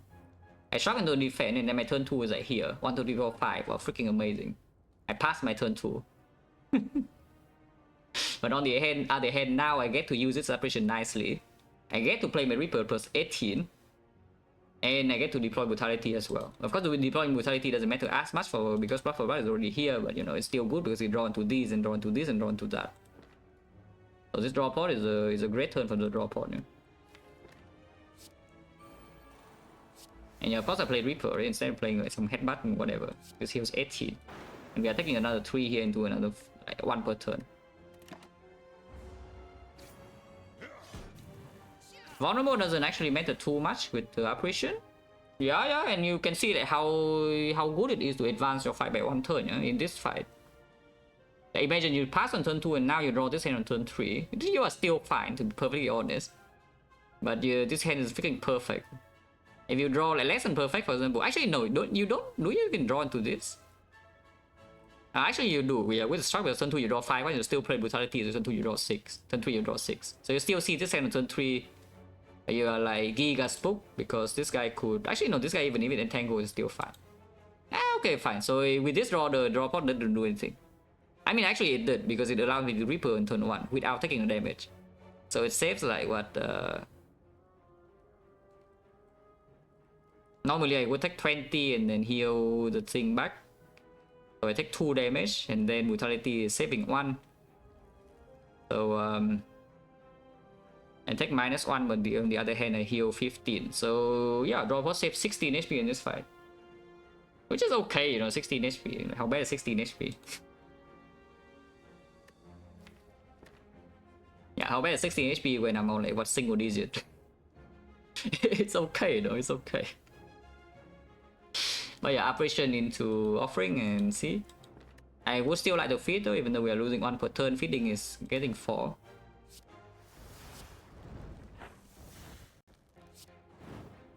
Well, we just feed right now then. And take another 2. But yeah, we'll just feed right now. Actually, no, I don't need to do that. I could struck and then headbutt the headbutt. But then I need to draw this up next turn. Let's just take 2 and get the hell out. Oh, actually, I have Nunchaku. What am I talking about? Okay, I don't take 2. Do I even kill this next turn? No, wait. Do I actually kill this next turn? Because Immolate is not... We are weakened, yeah? If it doesn't kill, we draw this, we draw this. Yeah, all good, right? All good, yeah. All good. I think it's all good.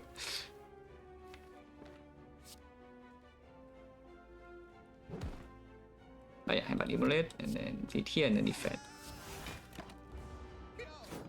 This guy is dead, but this is exactly 20. Wait, what is 22? Wait, I thought it's 20. Huh?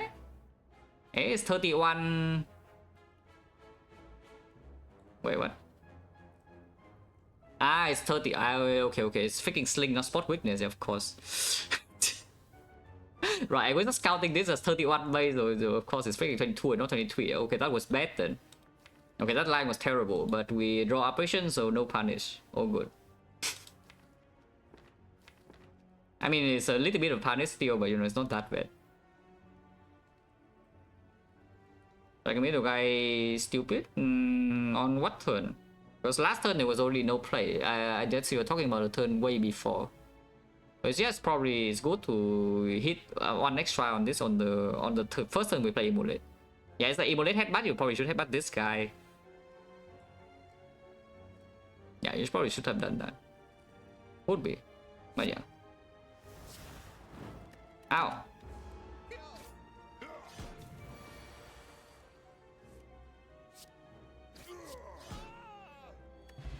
Endless Brew, that's basically like the draw pot, you know?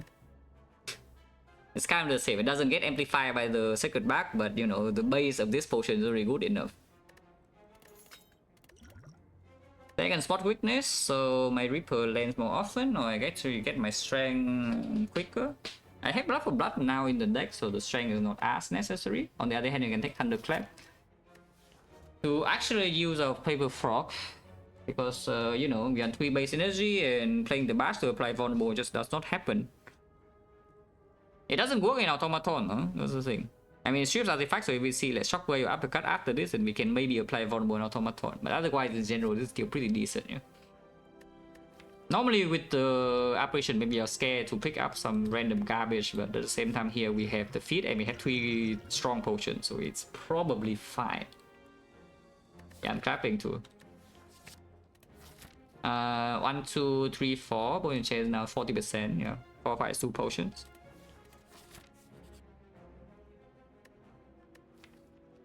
If you want apparition upgrade here, you can get one. Other choice, offering upgrade, Raffle Butt upgrade. Don't mind the apparition upgrade. One apparition upgrade too much. With 2 headbutts, and we do one of them by the automaton fight anyway. And in the leader, in the Gremlin leader fight is also not so bad to have apparition plus with 2 headbutts. Look at offering. The thing about offering is just that when we draw to offering, our turn is probably good enough already. And if our turn is still terrible, you can get this brew at one time. We'll just like one Reaper Hammer Pyramid. You're asking what's the best out of the 3 or what? I'm assuming you're asking what is the best out of the 3, yeah? In which case, I mean, normally apparition you just answer Pyramid. We also have the feat, but this deck could run into hand clock problem with Pyramid for sure. And I mean, Reaper is definitely stronger than Hammer, yeah, with this deck. Yeah, we have Reaper, max HP is not even high. Reaper is of course stronger than Hammer. So it's just about whether Pyramid is stronger than basically free energy or not. And probably Pyramid is still stronger, all things considered. Yeah, Pyramid is probably still just stronger anyway.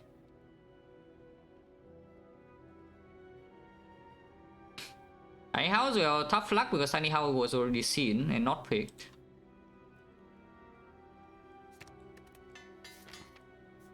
Also, if we see dupe event, I guess you could just dupe your offering, but your duping up plus is better than duping up minus by a lot. Yeah? The Tall and Bronze scale just in time. Yes, brutality we will play. Do I want to redraw defense or not? No.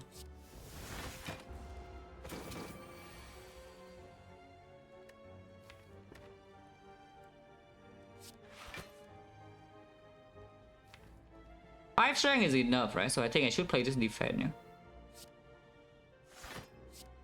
Our buff for battle is also decosted now.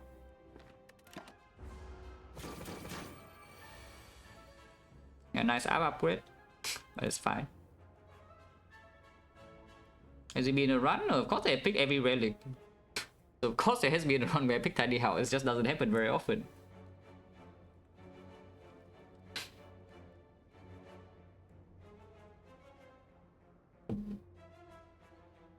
But yeah, apparition offering, play Blood for Blood and you know, hope for the best.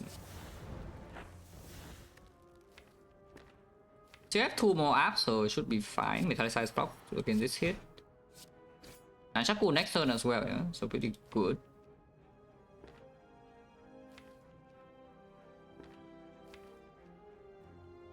Reaper is 1 cut off, but we can Thunderclap Reaper apparition. If we draw into both apparition, it gets a bit weird, but then I guess we just play apps. I want to Reaper.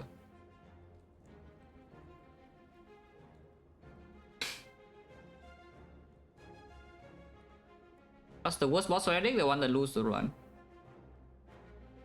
Well, on average, a swap is crown, and Evac 1 is crown, and Evac 2, who knows? And Evac 2 depends on your deck.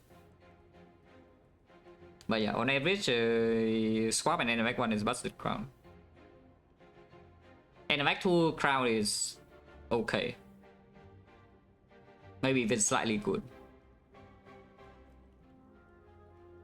Yeah, I guess game no. Yeah, I think I'm going to headbutt Reaper, yeah. We can actually brick next turn with both apps bottom deck, but even then I don't die. Yeah, I think I'm going to headbutt Reaper.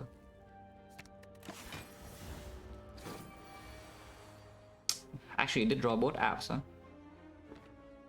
It's still Operation Reaper, right? In the next turn, yeah, next turn because both Thunderclap and Pummel are here, I'm pretty sure it's already lethal.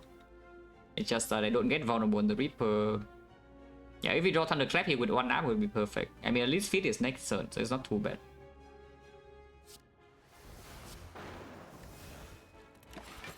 Take 2 more, take 3 more actually, because of the brutality. Oh, yeah, this one is definitely lethal. We can advance Senshoku a tiny bit. If I Thunderclap first into Pummel, Pummel is going to do that's -2, so 5 is 48 damage, yeah? So that's too much. Which means we should probably Pummel before the Thunderclap. So Pummel, Thunderclap, Strike, Feed. Actually, Strike is 14 is -4. I guess we can do Strike minus, and Strike plus too much. So don't need to do math. Yeah, it is too much, but we can do Strike minus instead. And then Feed. No potion, potion chance, yeah, 1, 2, 3, 4, 5, 50%. Revenge the T set. Our dual wheel is here if you want to.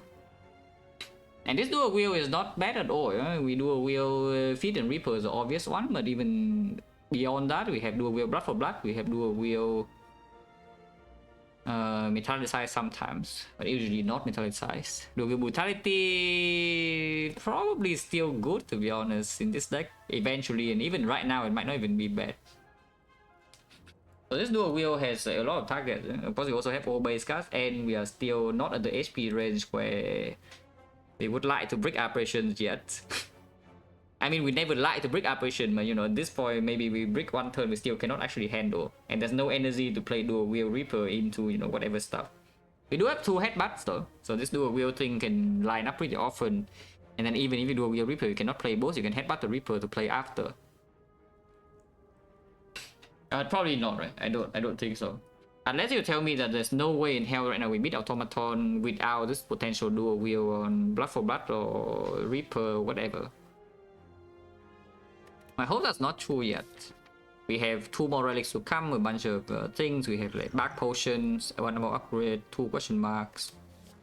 Don't think so, yeah. For chance 50.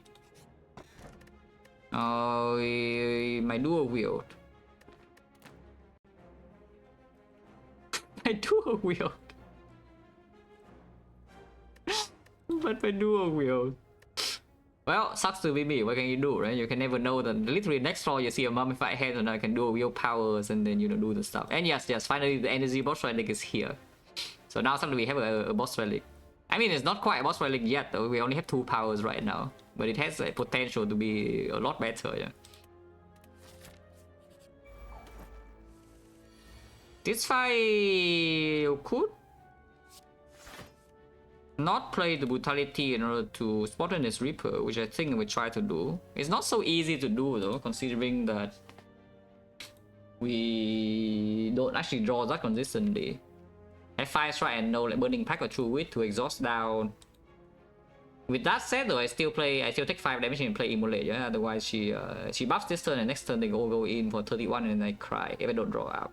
I don't want to cry if I don't draw out. Oh, maybe I should have let her attack. Well, too late now. That said, I mean, you can see that if they hit me for 31 damage this turn, terrible things happen, right? Even if I land my spot winners, terrible things would happen, yeah? So, it's okay, you know. Do we headbutt the spot weakness? Because I could headbutt Immolate instead. She's healing right now. I can kill her, but if I kill her right now, this guy is going angry, and angry is a bit scary. Considering that we will also headbutt the card next turn, that's not an apparition, and this guy multi-hit, it does 33 damage. Hit a Shining Light. I click Shining Light, upgrade the treat. Maybe I should just feed her right now, you know. And we cannot rip her full heal, but at the same time, this fight is not actually like so trivial, and we have 3 apparitions still. That's a second headbutt though, so if I do this, I cannot rip her, yeah. Yeah, maybe I should just freaking kill her. We'll probably kill her, right? And then we headbutt. I guess we can headbutt or headbutt, and then we can headbutt the Reaper afterwards. But this guy attacks every turn, so it's not so easy to find a turn the Reaper and Reaper without strength as well. This guy blocks himself, so headbutt immolate doesn't kill at all, you know? Which means I should headbutt struck because next turn it always attack and could attack for a very big number. I need to draw apparition or I cry. Okay, let's just kill her. And yeah, this is 2029 exact, so we can put angle on the Centurion too.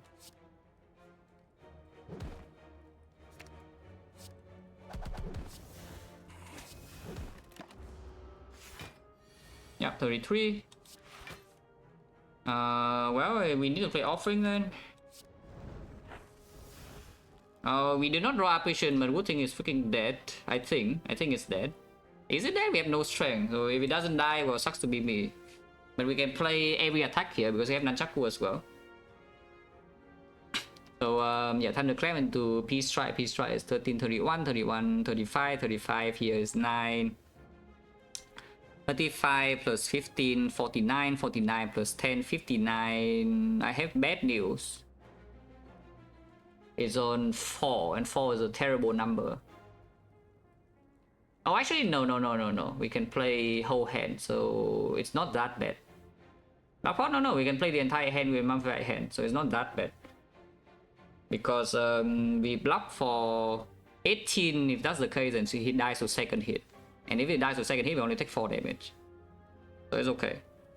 But yeah, 4 HP is an annoying number because it doesn't die to the first hit of Bronze Scale, it would die to the second hit, but we can still play everything here with Mummified Head. So let's just do that, yeah? Okay, let's just do that. And take 4 damage, but that's fine.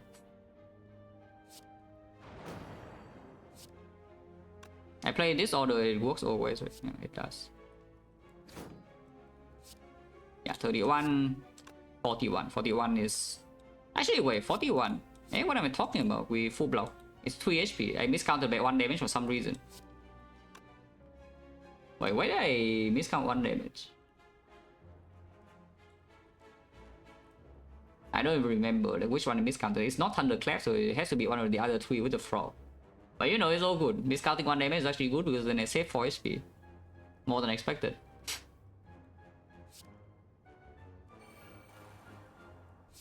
No matter the order, it always works. But also, we don't need to play the cards.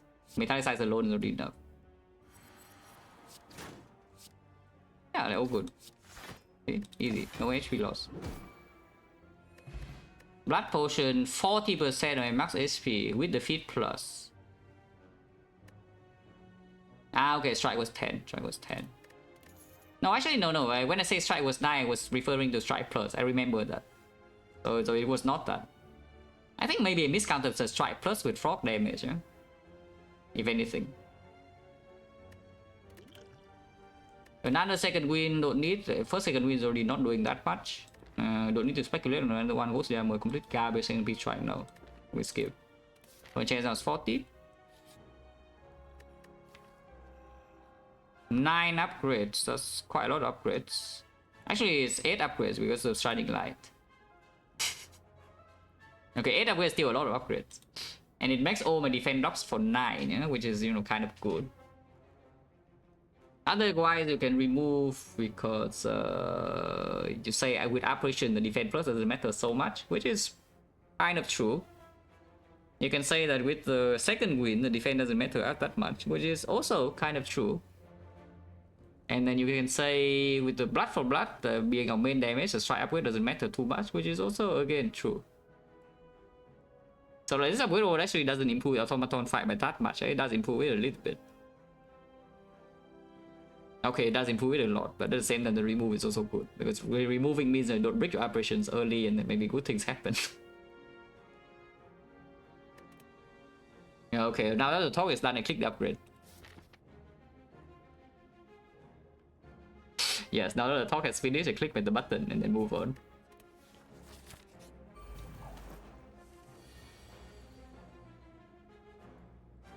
Well, one of them is dead. Hopefully 2 of them are dead, and I think 2 of them are dead, so we only take like what, 7 damage. I'm gonna click remove. You can click remove. The thing about clicking remove is that I think I trust the potion bell with second back enough in late game, yeah? So I don't need to greed for later. Like right now, the performance remove is not bad, and the performance upgrade O is a bit weaker, but at the same time, you know, the upgrade O is still just stronger.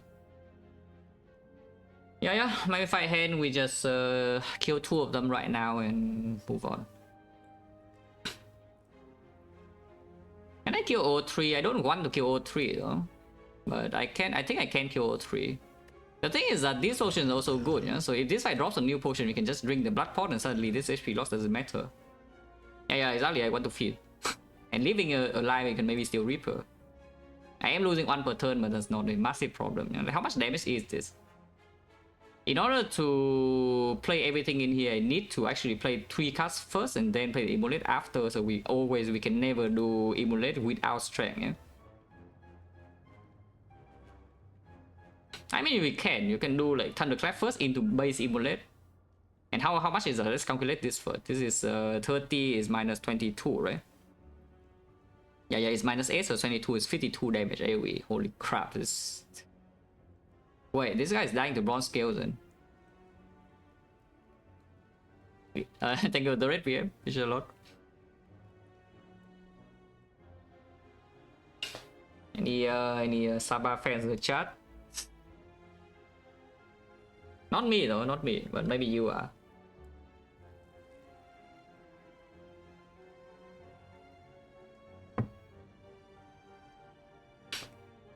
But yeah, freaking, I see that if we Thunderclap Immolate in here, the middle guy is dying to taunts also, yeah? Which is slightly annoying. Can I do anything about that? No. Because if I do not vulnerable the Immolate, and the side guys do not even die. But this is way too much damage, what the hell? Maybe I should just kill all of them because leaving the middle guy alive just doesn't work, yeah? This is already 56 damage, so we have 3 turns. Like, it goes to 4 right now, it goes to 1 next turn, and then I have another turn to draw into the thing. And I cannot Reaper, so we're just losing 7 now, 8, and then probably 9 HP.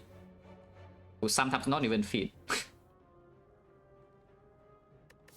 Yeah, we're just losing 9 HP to sometimes not even feed, so I think we should just kill all of them now. Oh, what can you do? It's still fine, we still heal 6, and we still heal 6. Take 0, heal 6, maybe if this potion drops and can use this and we have full HP and then everything's like okay. But well, what can you do?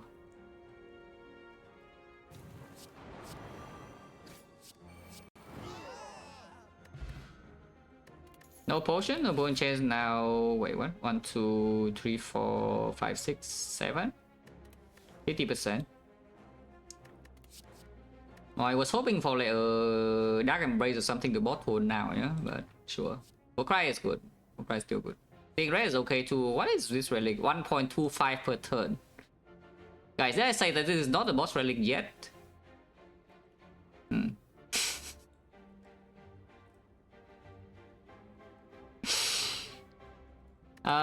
Brutality plus, how is it? I think it's okay, you know? With the Mummified Hand. And the fact that in the automaton fight is guaranteed to be good, as in it doesn't cost me HP on turn 1.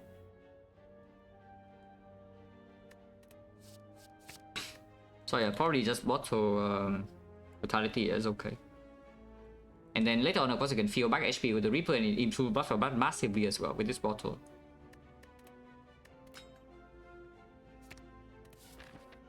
Gen 50. Ah, 1 floor late, but very cool. Yep, 1 floor late, guys, what can you do? Because we go ahead and bottle corruption and then energy issue is never a real issue, yeah? It's a non-issue, we have bottle corruption. And we already have like apparition and 2 shocks and, you know, the spot weakness and all that. I mean, it's still probably corruption. The only other choice is there's no other choice really. Is that you can maybe claim that potentially power 2 is something, a burning pack is something, but there's no freaking way. Yeah? It's just corruption. Yeah, corruption with Mummified Hand is also just way too strong.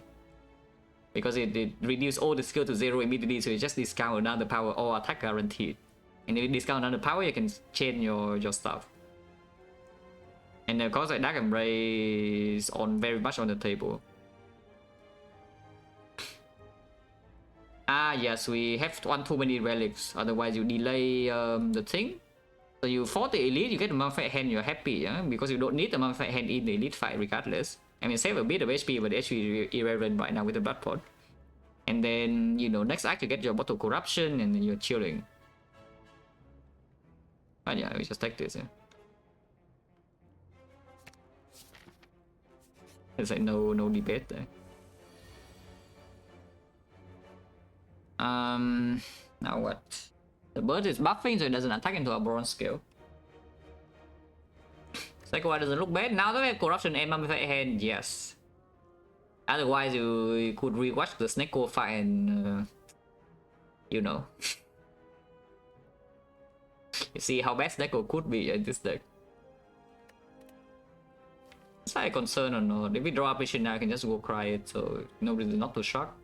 I don't think there's a reason to play the brutality before the thing. Because if we draw into like corruption or something, then you cannot play it if they shock first. If I brutality first, I mean brutality first hitting here and then shock into corruption, cannot play it anymore.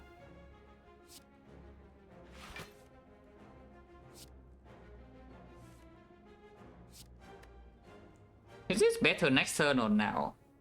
Probably next turn, and we also draw 6 with brutality. Even though I put the days in, there's a chance that we draw apparition with it as well.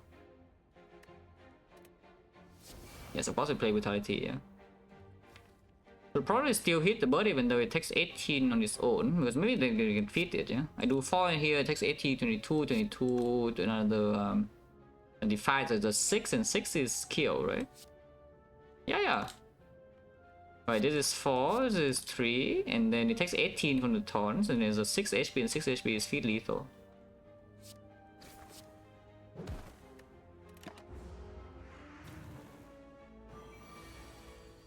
Oh yeah, of course it swoops.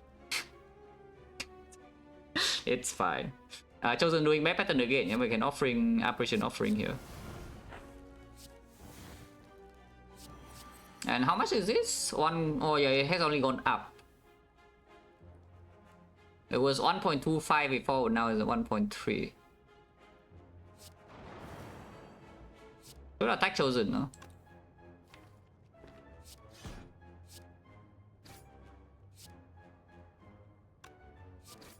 Could get destroyed by the bird next turn sometimes because they're vulnerable. It has 1 strength. No, I mean, it can also do that. Corruption right now doesn't actually do the thing. If we corruption, it will discount under the strike or the Reaper, but it's 1 out of 4 and spot in the strike is not killing. I mean, it is, but we're also taking 6. Another choice is simply just double spot into double strike. Or we can just double strike here into striking here without spot. You can also strike Reaper, which is maybe the best actually. Strike Reaper, nah, it's not. Yeah, we heal. I mean, we heal 6 and this guy deal 6. It's the same. Strike Reaper is the same. Except, I mean, you deal 2 damage on this guy for some reason. So that it dies to taunts next turn and you cannot feed. Yeah, that's the reason. Probably should just... it floats on energy though. But it's pretty likely they would actually just multi-hit me next turn and don't draw Pummel and then the feed misses. So we probably just... I don't think... should I get the strength? If I get the strength, Pummel still doesn't kill, yeah? And then the feed could kill it while it's flying because otherwise like 14 here and 6. Actually 14 plus 6 is already killing, like Immolate plus feed is already killing when it is in the air. I should just play 2 strides and basically is what I see.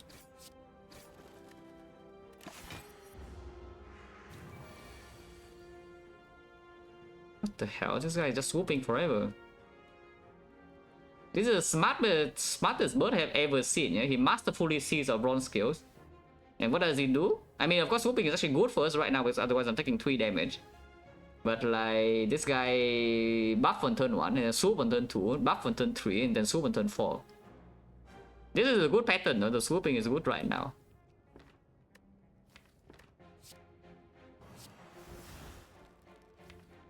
It takes 3 immediately, so I could emulate and put it to 2, so he will always die next turn, but we can still block again next turn. If he multi-hits next turn, he cannot swoop again, no? So if he multi-hit, he's already dead, yeah? Which means there's no reason to play around the case where he multi-hits, because if he multi-hits, he's dying. There's no saving him next turn if he multi-hits. So either he buffs again or, you know, he dies. And Batting Reaper here doesn't do anything, right? We don't have any strength, only heals 2 I want to feed. So I should play Emulate. Yeah, so I should play Emulate instead. And Emulate deals 14, he takes another 3, he goes to 2 HP, and 2 HP is, you know, killing. And if he hits me again next turn multi-hit, then with 3 HP he's guaranteed to not deal damage at all also. Because he dies the first hit bronze scale. It's just good to do this, yeah.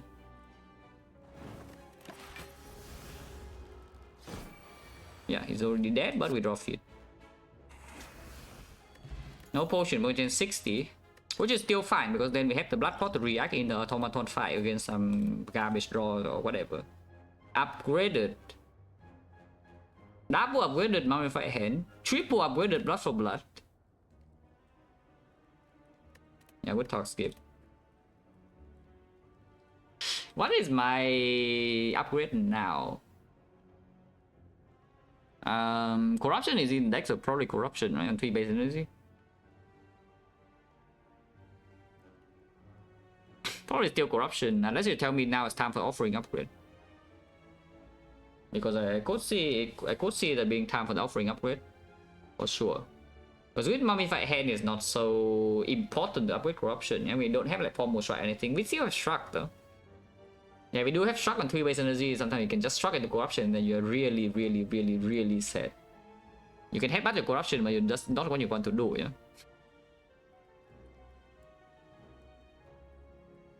I'll probably still avoid corruption, right? With again the smooth still being here. Because on average, it's just the you know, the best upgrade for Act 3. And then if we low roll the offering upgrade would matter, then this saves 1-5. It saves also 1-5 probably.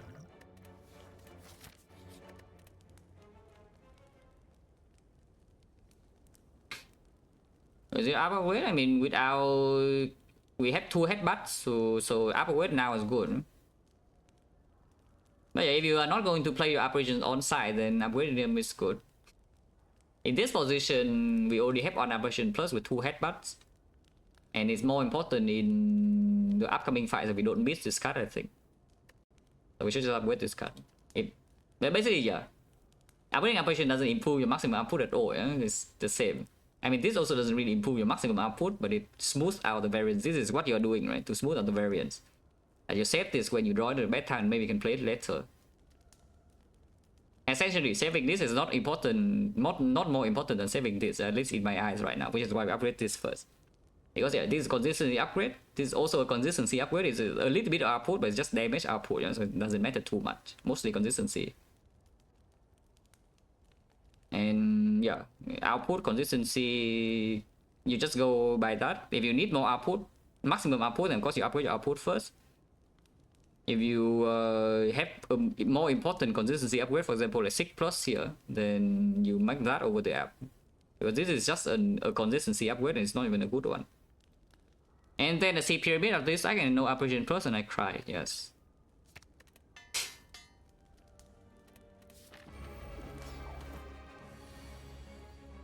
Nice T set. Amazing. Oh, love you T set. Wait, this is going down now. I mean, it will go down in this fight though, because it only gives us front load energy 3 times, and then this fight will still go for a while, yeah? So this will not stay at a very high number. Now it's only crying with corruption plus with pyramid and 3 energy, but the thing is that if with the pyramid, if you shrug into corruption, you just corruption next turn, no, it's not gone. And this deck can definitely delay 1 turn once in a while, yeah? It's just that I cannot miss my corruption in the draw. That said though, they can freaking steal my corruption here and then I'm sad. I mean, besides it will still be played. Thank you T-set, amazing. Are we dreaming or not? Is this fight dangerous? How dangerous is this fight really exactly? With 4 potions here, but these potions don't improve my damage, yeah? They give me time, they give me a lot of block because this is healing 40%, so it is at the moment 23 HP. This is 24 HP, so this potion combined is only 47, yeah? And we have like one time with this, which actually doesn't do that much right now for this deck because, you know, we just play up with the block card, so I guess it's at 9 per block we draw, which is fine, but it's not amazing. And then noob pod, we have nothing to really do except maybe some spot weakness or an apparition, but apparition just block. So I cannot really improve my damage output too much, yeah, with these things. And for me, as I would love it even from now, right now, would be nice. Because right now, the only problem I see with this deck is that we don't have enough boss damage potentially. Which is why the Blood for Blood was picked in the middle of Act 2, yeah?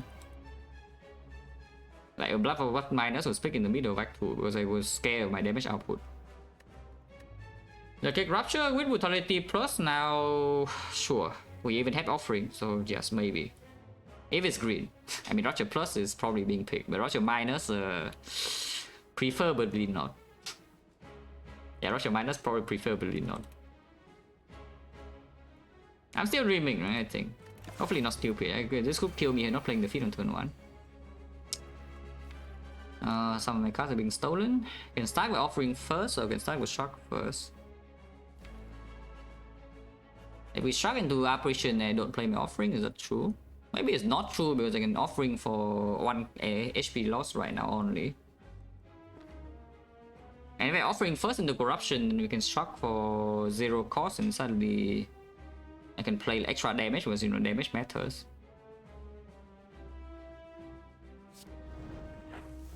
Yeah, damage matters, as I say. Do we save the spot weakness or not? Is the next question. Because I could just spot weakness before Corruption and then play Corruption and then play the rest of my hand. I mean, not the rest of my hand literally, but you know, I play the other cards after. Because we have 2 headbutts, so the second spot weakness will most likely actually land, you know? Then we have +3 strength. On the other hand, I could headbutt like a Thunderclap or something to strip last artifact and then it's weakened. Or even headbutt the Immolate to deal damage, headbutt blood for whatever. With the Reaper, I think strength is good, right? Yeah, with the Reaper, I think 3 more strength probably is at least comparable damage compared to headbutting a good damage card, while also making the Reaper stronger. So I should probably keep this.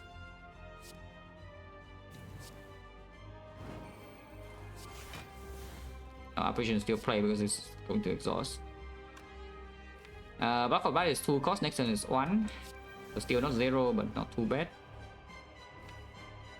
This is stealing either Immolate or Reaper. If it steals the Reaper, then we can leave this guy alone and just Immolate both. If it steals the Immolate, then what? I don't need the Immolate back though. It's a funny thing. I don't actually need the Immolate back, so I think I should just hit Automaton right now. Yeah. Also, P-Strike is already weaker than 2 Strike plus, so you know, it's time for it to fall off. Yeah, it is already falling off. But that's fine. Like the P-Strike did exactly what we needed it to do. Yeah? In Act 1. Okay, so just bash and 2 Strike in here.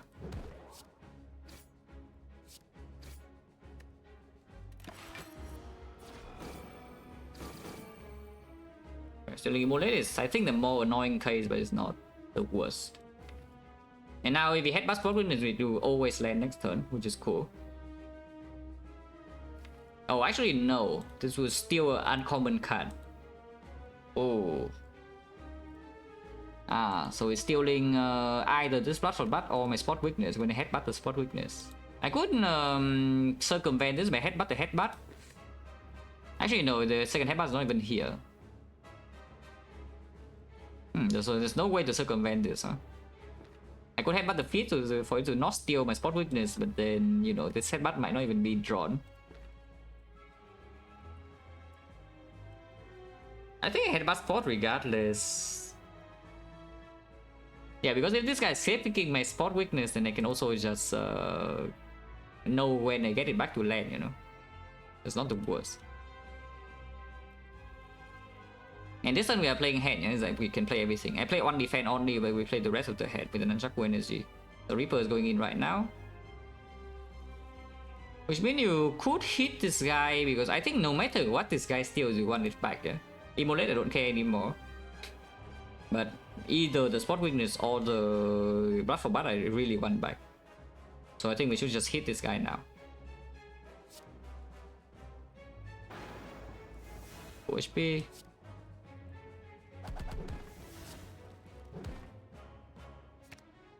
On defense only was defense plus it still would redraw, I think. Then angle here. Okay, still blood for blood, no problem. Someone is always lands here. And suddenly now we have 6 strength.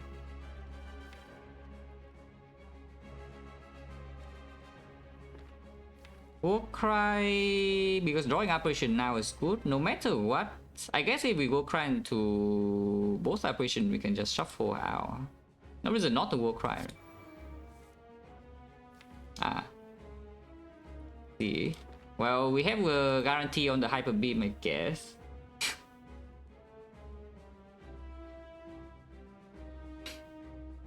Yeah, it's a guarantee Hyper Beam, yeah? Because we just play double up next turn and Hyper Beam is blocked, which is not bad. And I guess we just put Strike on top then. Could headbutt something here. Could see like Thunderclap or something is probably okay. Because if we Thunderclap next turn, we can bash this guy afterwards to get vulnerable.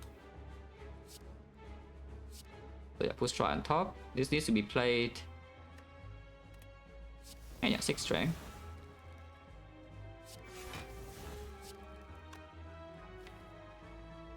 I should get my blood back right now, I think.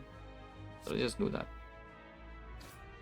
Yeah, and then don't care about this guy, yeah. So we just like blood for blood into him, headbutt, thunderclap. You can even headbutt the blood for blood itself, but I think the thunderclap is probably slightly stronger. Yeah, because afterwards you can headbutt the thunderclap again. You can also headbutt the 0 cost blood for blood again as well, but vulnerable should be stronger now. I have 6 strength and also strike plus.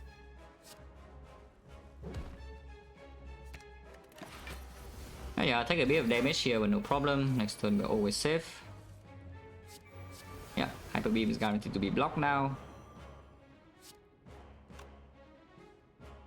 You can get your Immolate back right now, but why? And no reason. Yeah.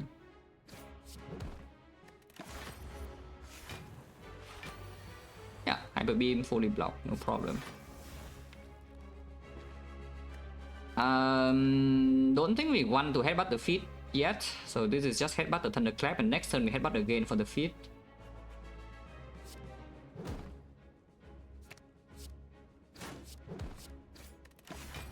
Yeah, it's quite easy, right? No potion use. Oh. Well, I guess we don't have feet guarantee next turn, so it could be taking damage because next turn is hitting me for like what, 40. Oh, slightly unlucky, but you know, fine.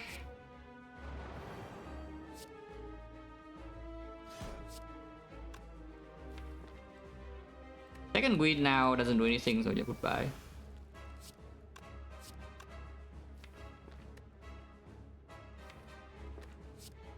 We'll probably just bash instead, huh?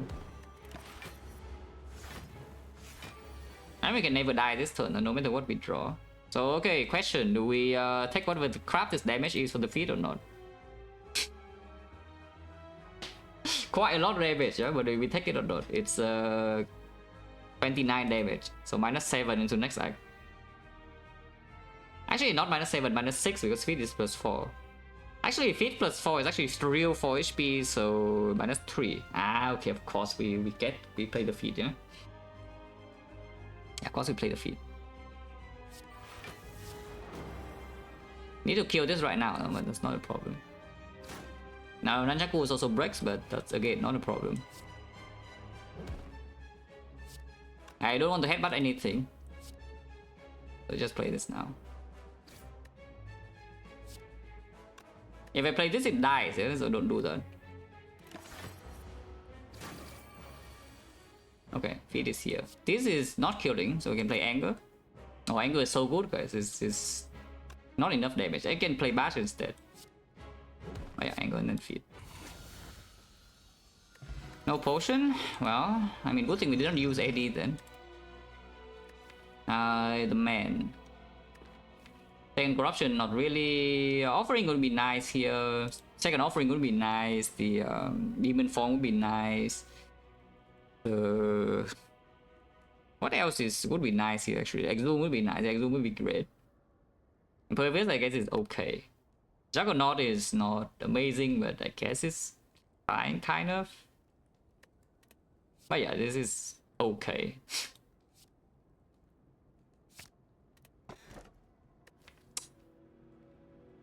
Well,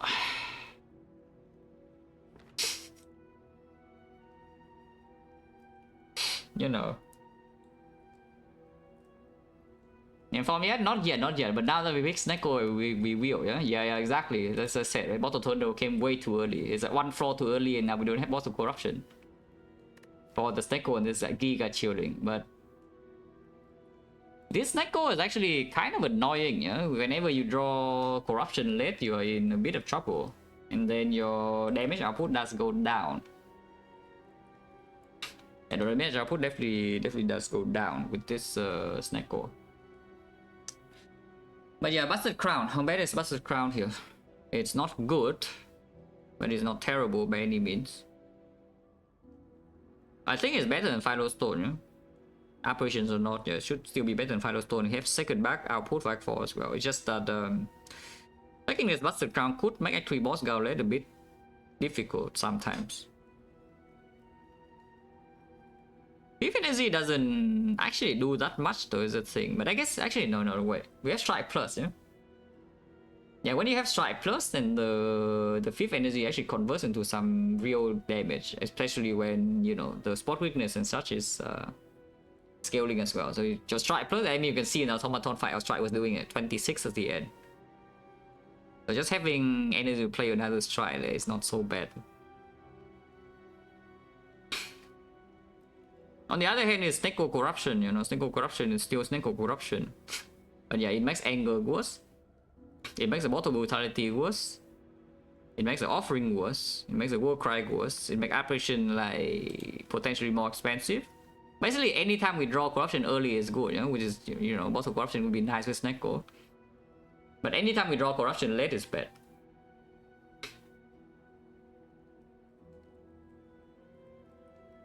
Yeah, anytime we draw Corruption late, the XecnaR is not going to be so hot. T-set, yes, T-set does help a bit.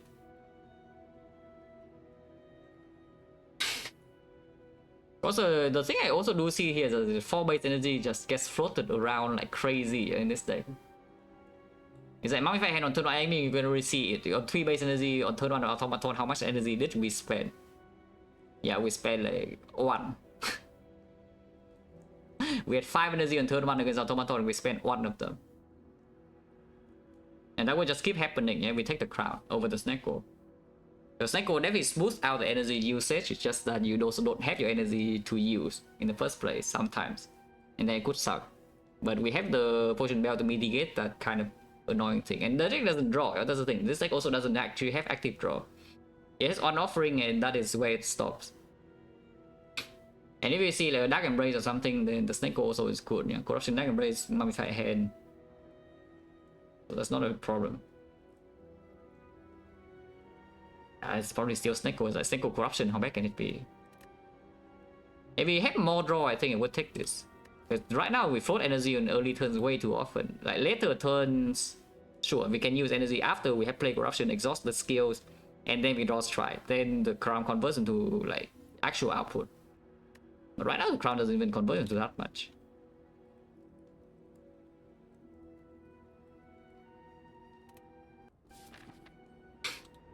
But taking XecnaR is slightly more annoying though, because if you don't see it broken card, then this run would be a lot more troublesome to micro later. But you know, it's fine. With XecnaR and the Mummified Hand and the Corruption, of course we want to maximize fight. There's no reason to go to question mark as well, no like Golden Idol or Red Mask. So we go to all the hallway fights, get a fit HP, get XecnaR cards, collect new potions, and then maybe do something with them. This Ike is early shop into 3 elites. You can skip the shop to get the 4th elite, but I think I want to go shop. So yeah, early shop into 1, 5 or 3 elites should be a good path. and we take every single hallway fight.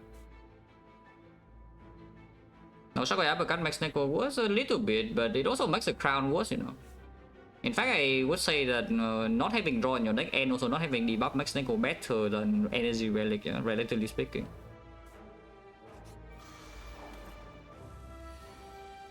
And of course, it's still Mummified Hand, you know, so even if it draws Neko late, sometimes you can still play some stuff. Not that bad.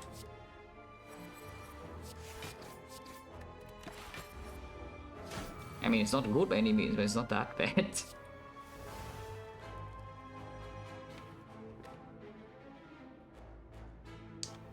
I mean, you can definitely feed next turn. No Reaper though, but that's probably fine.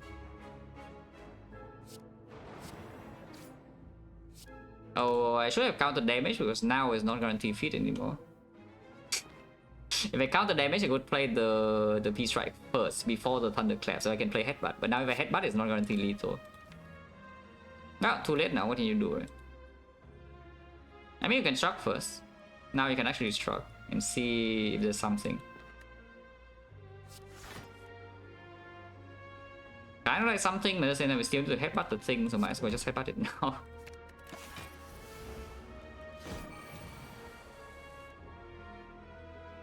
Yeah, if we were doing the good line, then everything would be good now. But you know, I did not do the good line, so everything's not good.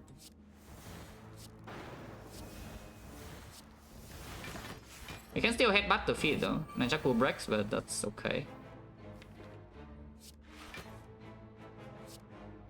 We play the offering round for 1 HP is a guarantee feed. If we do the Warcry, there's a chance that it misses, and then if I Warcry and miss, the offering is shuffling, so there's no feed anymore. I just play one. Yeah? Play one. Okay, it would have hit. I mean, you can feed right now, even don't even need to wait for next turn for -1. Because the headbutt was cheap.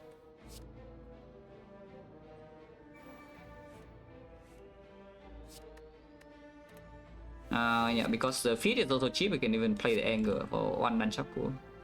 Amazing.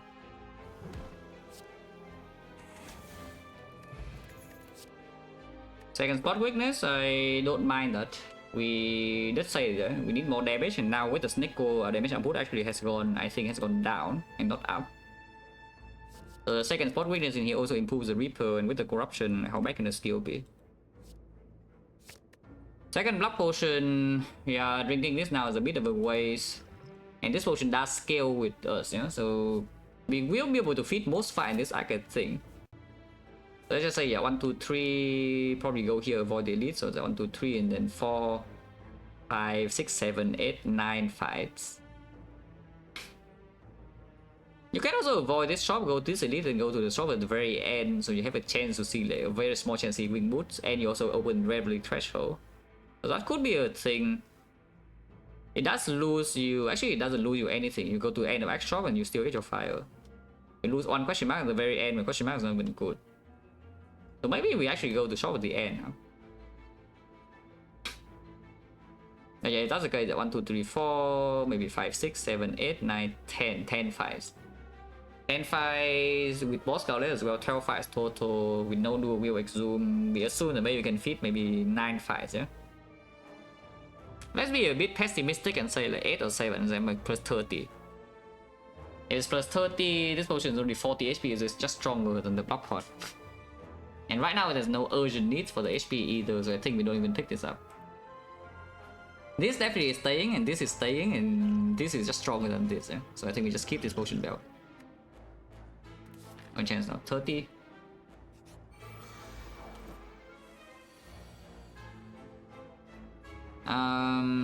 Do I play the Immolate or not? I think the answer is yes. Other choice is playing the spot. I think I should just play Immolate. Really? No, no, no. I mean, you know I don't do that.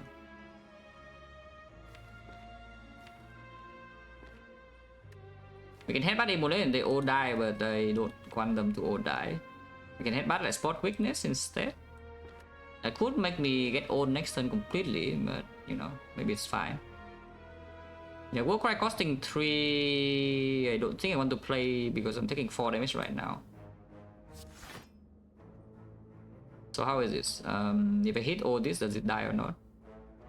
Because yeah, it does, right? Yeah, 17, 23. I mean, of course it puts an anger with Neko in, but that's fine, I think.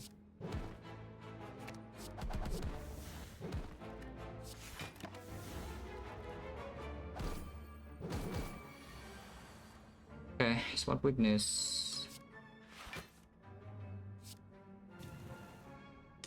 These are good, decent withdraw, so probably just keep.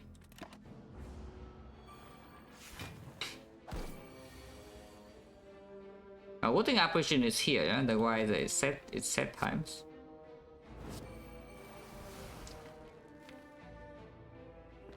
We headbutt the feet now. And leave this guy alone to Reaper next turn. The Reaper is like how much? 7 damage, right? 7 damage, we mean it's 1 damage off, huh? We can Thunderclap to Reaper sometimes. With playing the feet as well is pretty unlikely, so we should probably just soften this up. This guy is already dying to Reaper, yeah? Is that true? Actually, no, it's not. Freaking fake news. This guy's on 8 and we sometimes bonus lands as well, though, but usually it doesn't. I mean, not usually doesn't, but usually it actually does, but sometimes it doesn't. 1 out of 4 doesn't.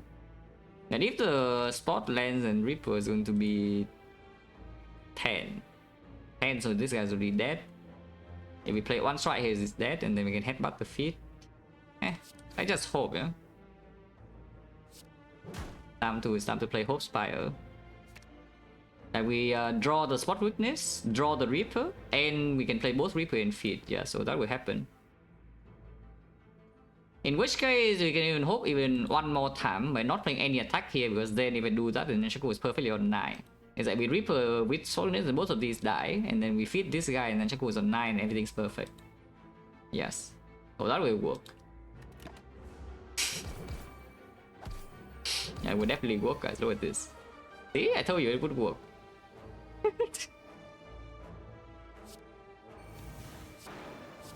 See, I told you it would work, guys. Evolve, yeah, power and also second win and demand right hand and late game, and yeah, pretty good probably.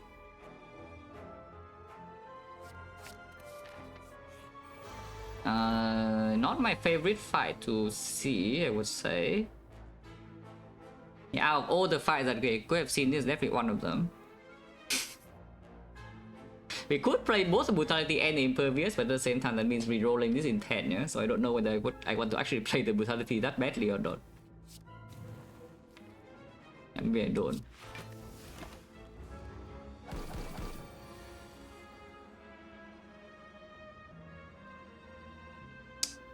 That is so annoying. This guy is so annoying. I guess it's try to reroll in 10 if it curse and we play Reaper. If it doesn't curse, well, I play up. Yeah. And yeah, this is where Nunchaku on 9 actually matters. Yeah? Okay. Yeah, of course it rolls a multi-hit as well, but you know, -3 is fine. I mean, I take damage, but also it takes more damage, you know, so like, who's losing here? I can force the discount the bash, which I don't mind at all. Yeah, 2 operation metallicize on discounting the bash and play the bash.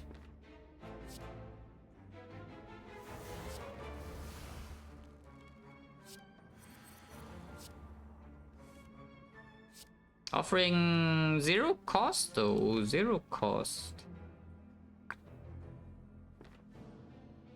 It costs 1 HP regardless, but yeah, 0 cost. And playing it now is only 2 cards, so it's a bit weird. And next time I could have corruption sometimes too. Yeah, not hit again, well, just take damage from taunts, I don't mind that. This I do mind quite a bit. Reroll please. Still intangible, so yeah, you can offering here, or you can just not, and next time you have got corruption guarantee with some shock defense. It's not weakened though. This deck has no weakness application, yeah. So after the applications run out, our block output is actually very mediocre, which is a small concern. But the potion well maybe can mitigate that.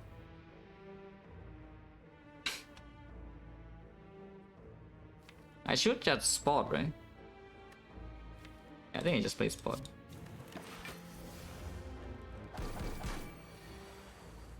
Corruption 3 cost, yeah, of course, that's fine.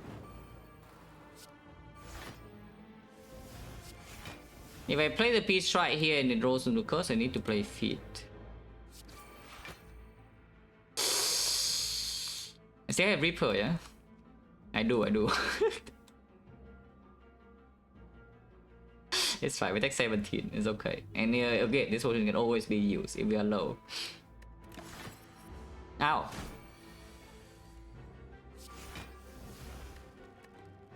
And bad feet right now. Yeah, sure.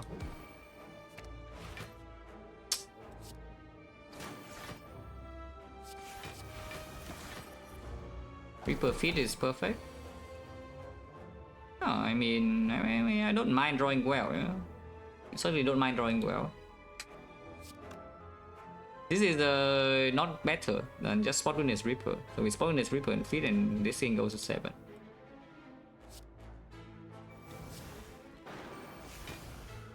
Cannot play this because it's exactly lethal. No potion, but chance now is 50. That is definitely being picked. Again, power, mummified head, and our blocking game is not exactly the greatest. You can get Nunchaku energy right now, but why? What should we lost? A brutality, 1 per turn. That's all if he lost. This is a 15 damage only. It cannot even be played on the stride, so I think Nunchaku for next turn should be stronger. This like could be pretty bad, yeah? We don't draw operations good turns, so I mean just draw operations. Or how hard is that? Probably not very hard. We roll the offering.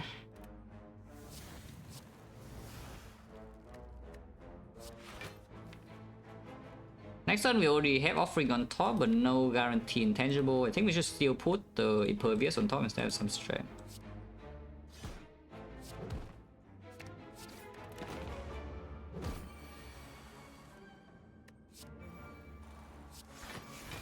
Like this, and I don't even think I'm playing the offering or not.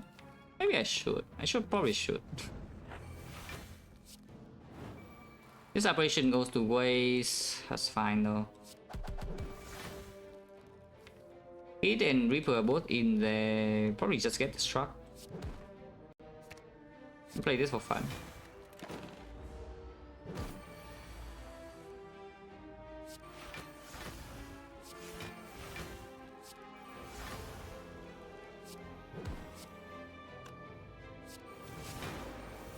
Yeah, next one just feet.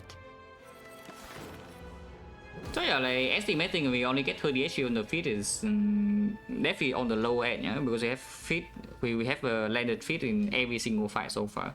So that's already 4 fights, 4 feet, and we estimated maybe 8 feet in 12 fights. No potion, 60%. That's still fine, no potion draw.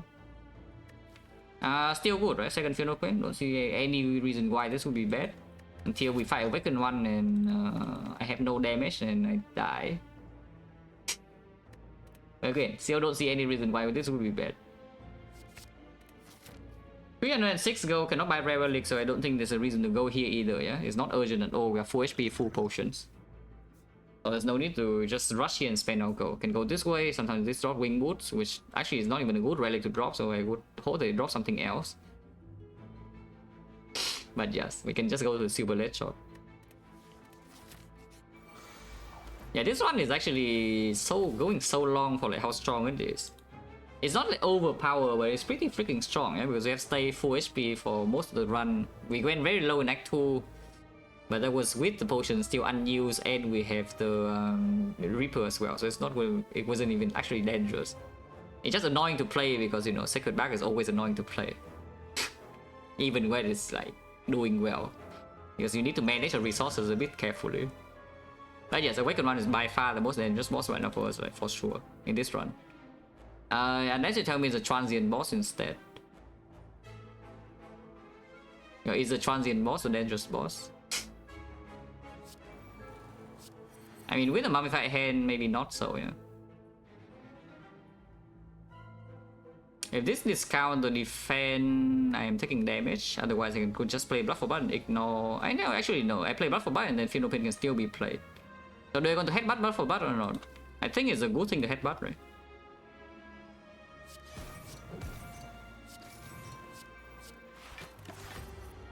Not having to use a pot yet is really impressive. You're impressively slow.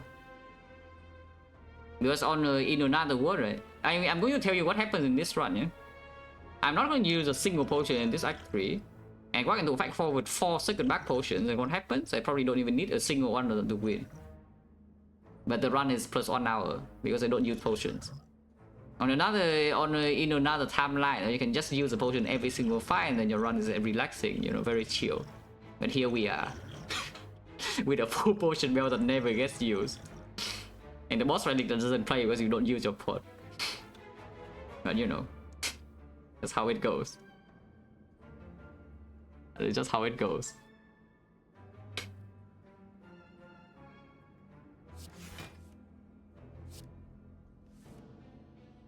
Pummel next turn should be fine.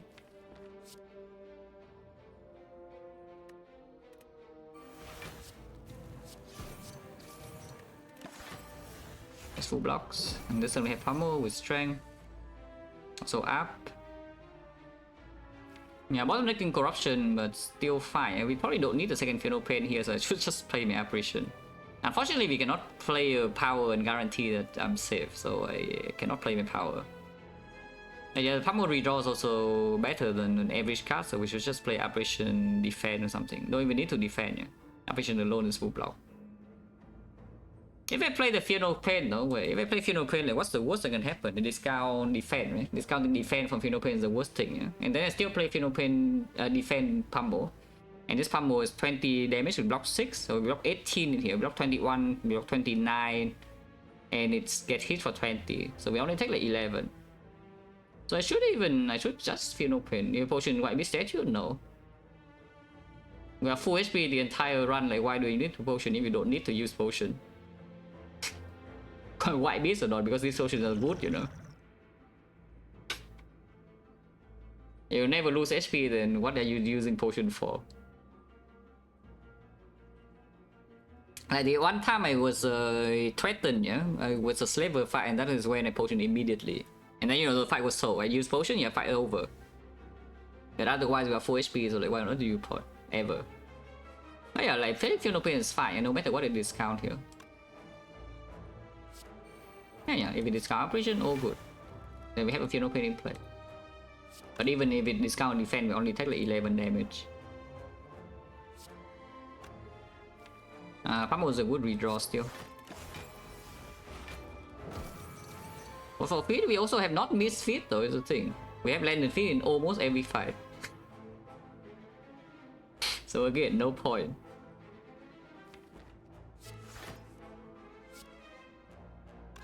Don't need to keep this pot, yeah?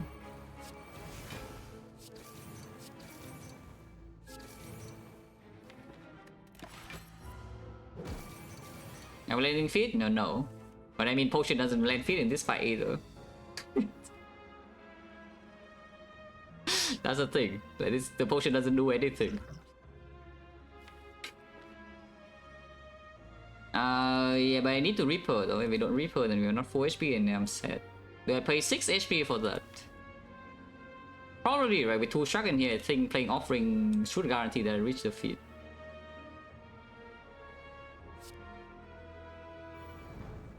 No, not the feed, but the Reaper. Yeah, okay, Reaper is here, so we just like do the thing and then relax.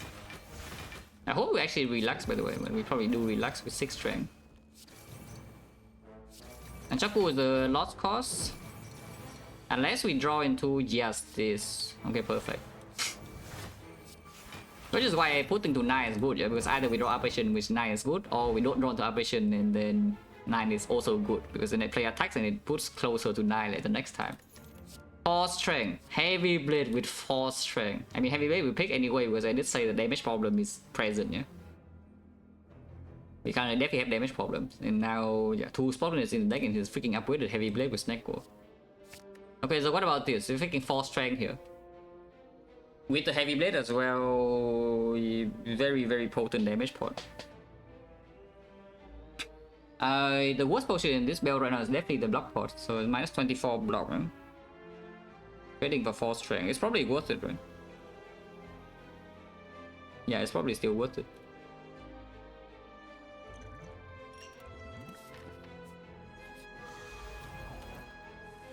Well, I hope we don't need to pot this fight.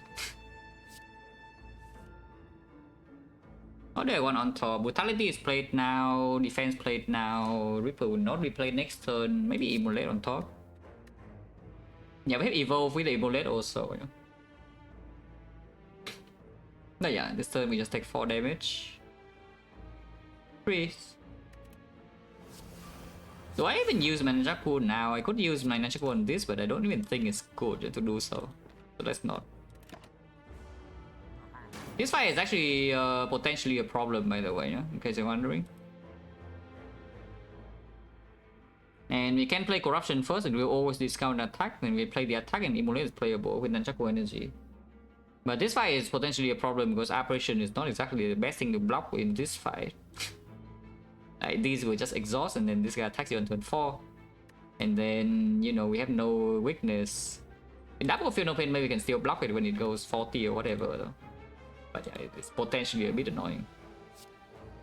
Okay, discounting that means that we can play every other thing in good order. I keep my defense, or defense redraw with block for 15. 0 cost block 15 is probably quite good to redraw. Yeah, I think I would like a Shockwave Plus or something in this deck, it would be nice. Yeah, Shockwave Plus and then a Dark Embrace, and then maybe a Gambling Chip or a Lizard Tail or like Sense Burner. Those are pretty good. Pocket Watch I could settle for as well. Pocket Watch is like not as good as the other things, but you know, would be okay too. The Fun Relic does also overpower like something like Magic Flower though. That's pretty fun. Because Magic Flower you get HP with this, you get HP with Reaper, you get HP with Feet. Oh, okay, Strike Pummel Immolate, yeah.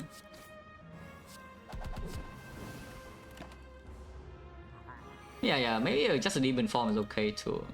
I would not mind a demon form too much. We bottom deck both spot weakness in here, but that's fine. Oh, that's not very fine. That's the thing I'm offering now. Even though I miss an app with this, but I don't want to miss the Fear No Pain at all. I mean, to be fair, you can headbutt the headbutt, and then next turn you headbutt Fear No Pain, but next turn is really attacking big.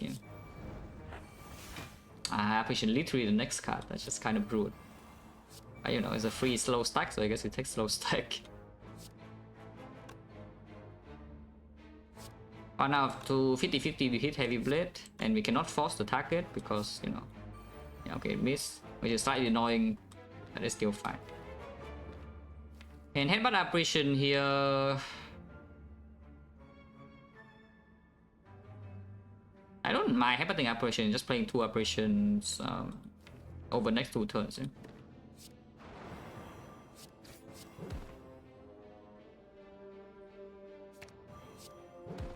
And then we won. What is on top? A headbutt on top again.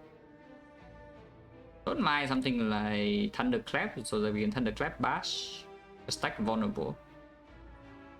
Something like Immolate big attack is also fine.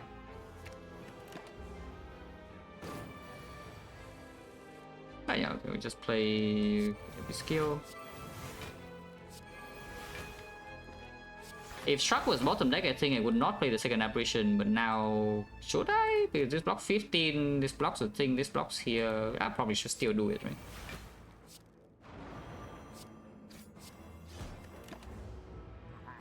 Yeah, we should have enough damage now, yeah. Heavy Blade is here too.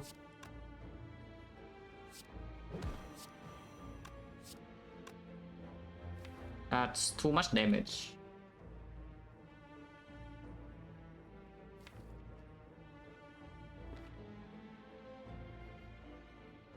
I guess we just slow stack Heavy Blade and not play the Immolate or what. There's too much, it kills. And yeah, of course you don't want to kill because you need to Reaper and feed, which we draw both. But we can also full block this turn. Yeah, full blocking this turn is not a problem. Yeah.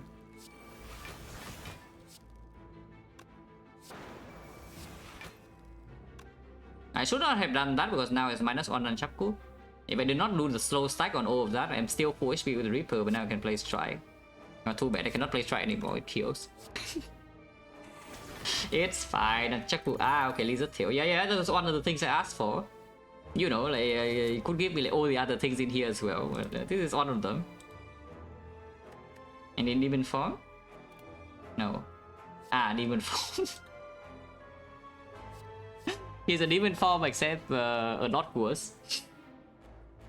Is it still good enough? We have Mummified Hand and Heavy Blade now, and I have a billion HP.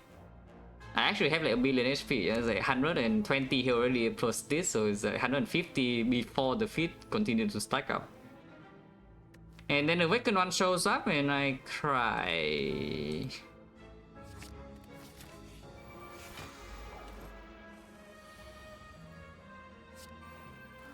He'll play that. How is this now? Okay, it's back to where it belongs, guys. 1.3. Yeah, Murphy heads back to where it belongs. The boss relic.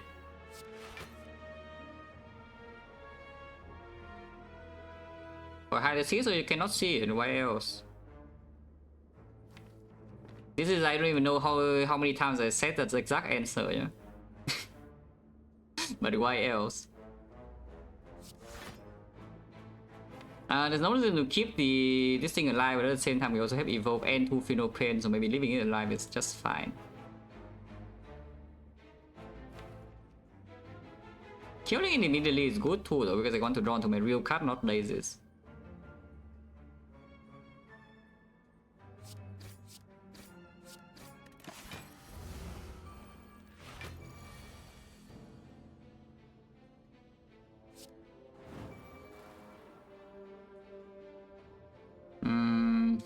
Missing Phenomenon and Evolve, I think I did already kill the thing. People now I would be missing HP, yeah, probably. Should I shrug or not? If I shrug right now into power, I cannot play. Probably not.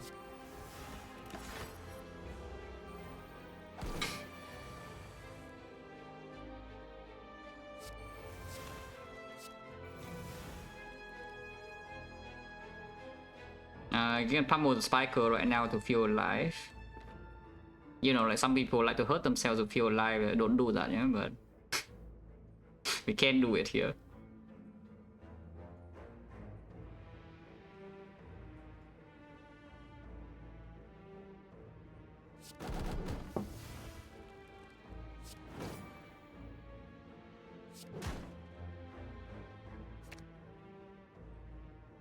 Wait. This guy is freaking dead now, huh? Next one I'm not guaranteed to be intangible either, so I should probably actually just headbutt this and let it die. Next time my Reaper doesn't kill, right? Because yeah, I headbutt this thing is dead to taunts, and this thing goes to 11, and my Reaper next turn is only 10 damage, so it's exactly good enough. I can play both Reaper and Feed. Again, just roll cheap enough that both Reaper and Feed are playable. How hard is that? See? Very easy. Do not spot weakness, yeah? We're spotting this will be too much. So yeah, we're 4 HP and still Feed. Smoke Bomb, yeah, so that would definitely be used with the circuit back. Upgraded, you're not interested, move on. I know reason not to go this way, and we probably steal one shop. I don't have that much gold though to buy 2 good shops in a row, but you know, if one shop is good out of the 2, that's already good enough. Yeah, I think that's worth more than one elite. I toss away the Smoke Bomb, and there's this fight now.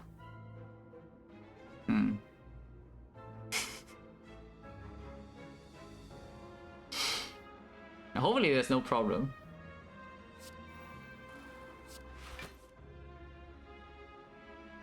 Well, just discount the up plus. How hard is it? Yeah, just discount the up plus here. How hard is it? It's 1 out of 3. No, easy. I'm telling you, how hard is it?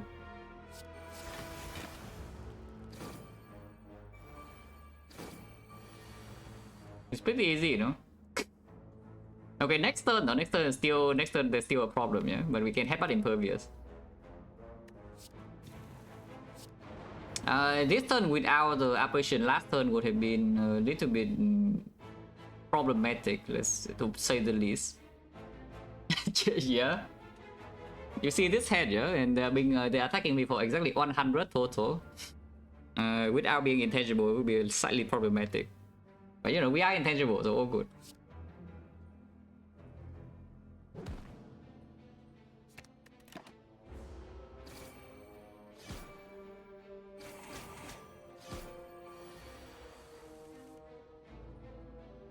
Not intangible next turn and the new daggers, but also corruption is down, so it's probably fine. I hope.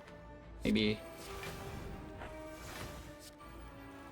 If it's not fine, well, what can you do? Right? Anger shuffle in is actually not good, but especially with both headbutts being gone, if we're going to feed, and we need to wait. This anger damage doesn't matter, yeah, so we just don't do it. Corruption is down already. Second Feel No Pain is down. If I play the strike first, I can force the 3 powers.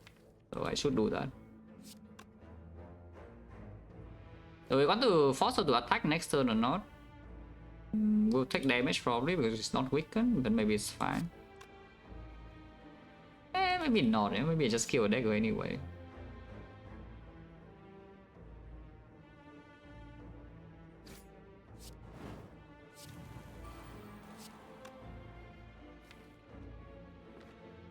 I don't even care about Immolate next turn.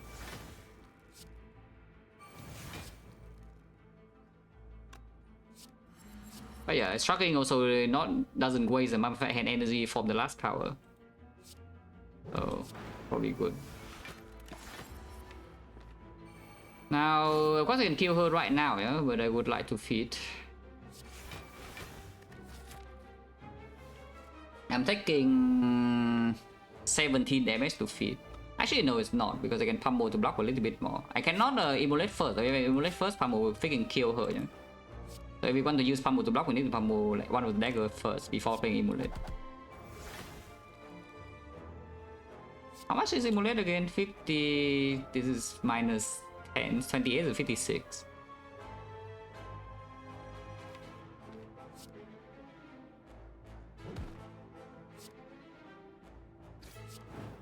Oh. Oh, it's 66, right? Of course. Well, she's done for now. Goodbye, feed. We have a billion HP. It has not changed. We have a billion HP. Second offering, yeah. Snecko are not still good. We have corruption and 2 out. On the other hand, you're gonna take the clothesline, I guess. But clothesline minus over offering, like, come on, Snecko or not? No. I hope not. What is this stronger than? This is definitely staying now. We have this much HP, yeah? So I guess the Blood Pot goes because the Loop Pot is still stronger than the thing, I think. This is staying, and this is staying, and this is probably stronger than HP, so this goes. Okay, avoided the Death Trap.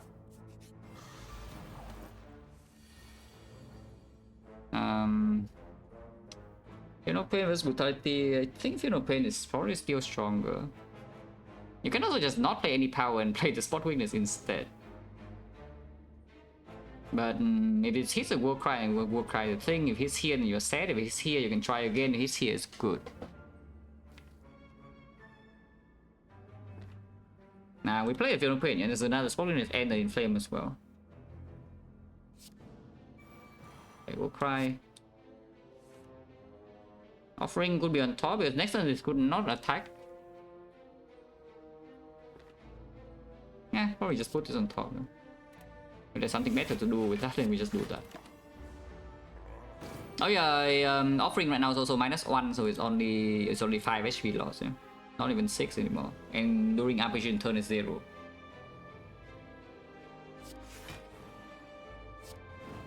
Our next turn it will never attack, so headbutting the thing doesn't do anything, and we don't play headbutt in the first place. Only 7 strength now. Anger, I don't think I want to draw. That's a hand. I mean, at least corruption is here. And these are going away the way, so might as well play them, yeah? And then after that, of course, we play offering and lose no HP. And play the last one as well. I guess no reason not to. And then we can headbutt like one spot weakness and then just go in with damage. Oh yeah, brutality tungsten rod as well, it saves HP. I don't care about this redraw anymore, I think we can just kill.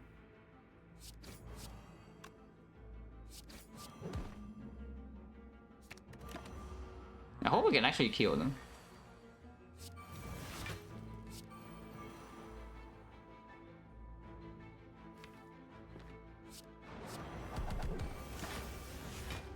Probably fine.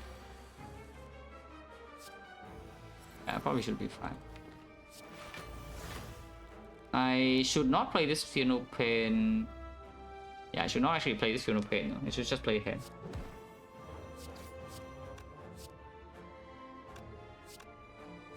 I played in this order, so you know it has some HP for us to freaking feed. Yeah.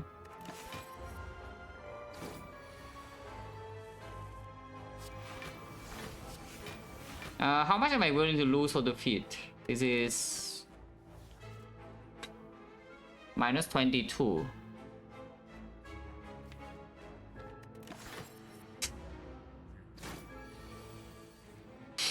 Yeah, we can even Reaper, but Reaper already kills it though, so it doesn't work.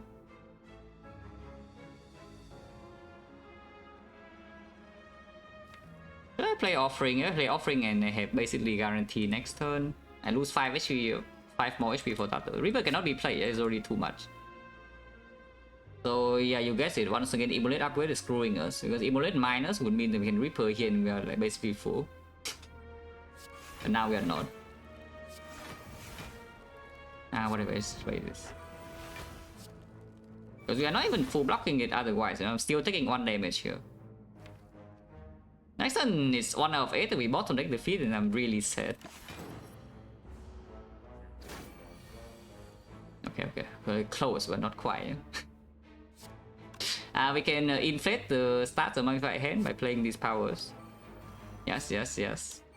Yeah, totally fair evaluation of the Mummified Hand.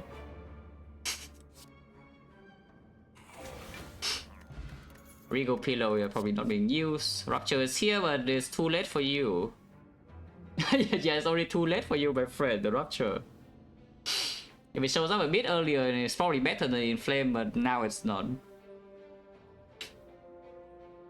We don't need the second Inflame too, either. 4 Dexterity, not really 1, right? 4 Strength is better, yeah?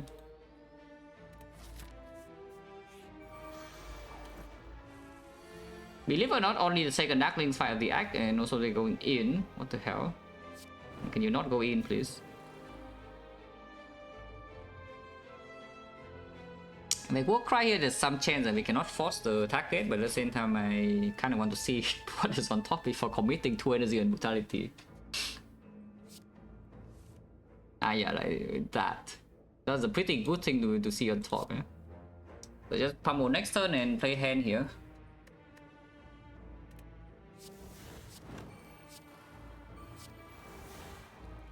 Then how much is this? 2064, yes, freaking dead. Can intentionally leave this alone, but I think we just kill.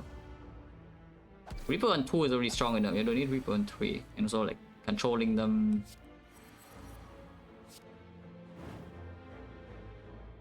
One by one is good too. Probably can leave these alone, no? Maybe hit this a bit.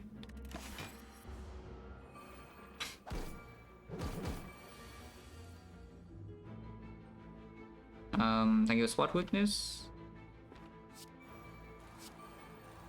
I mean, no reason to do anything here, though. I won't do anything.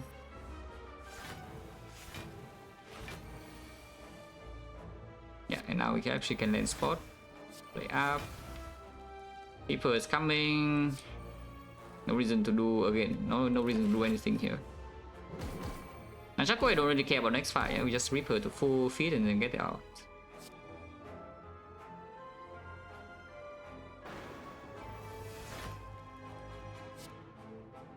This guy goes to 3 HP with a single hit, so it's all good. It's all good. I mean, you can play offering now, save time.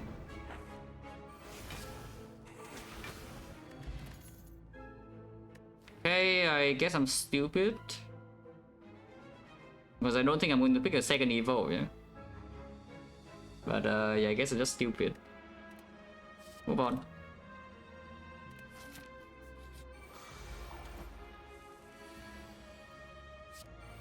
Once again, an enemy you cannot feed. So I guess the estimation of missing the feed is not because we are not strong enough, but because we see the transients. I see. I mean, that makes sense. Yeah, you just see 2 transients and you miss 2 feed. Maybe we can land feed here sometimes though, like probably not happening, but you know. Could maybe dream.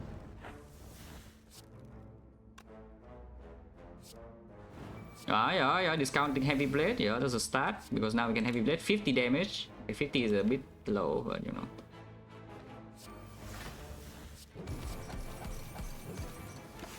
Yeah, 2 turns we deal 140. Probably not happening even though we do have more strength coming. It's not even perma-born. So this run is the run where we have no debuffs, yeah, but we are full HP the entire time because, you know, apparition is pretty good, I guess. The enemy doesn't need to be weakened if you're intangible. Wow, like... Yeah, amazing line of thought there. I mean, it's true though. Headbutt the bash should be more damage than headbutt the heavy blade, so let's headbutt the bash.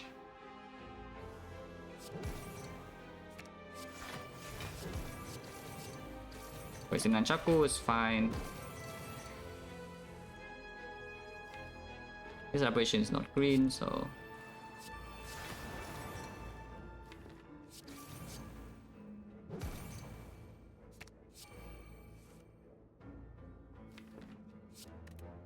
Yeah, damage output here is not bad, but it's not good enough. I mean, maybe it could be good enough.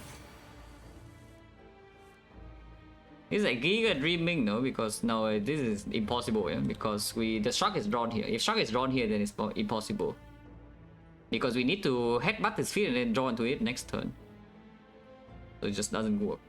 Bashak Wade right now, Bashak Wade is not even bad. Yes, Bashak Wade right now is very reasonable.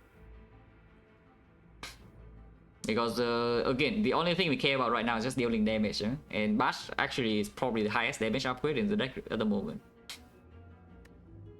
On like what, 448 or something. Yeah, here.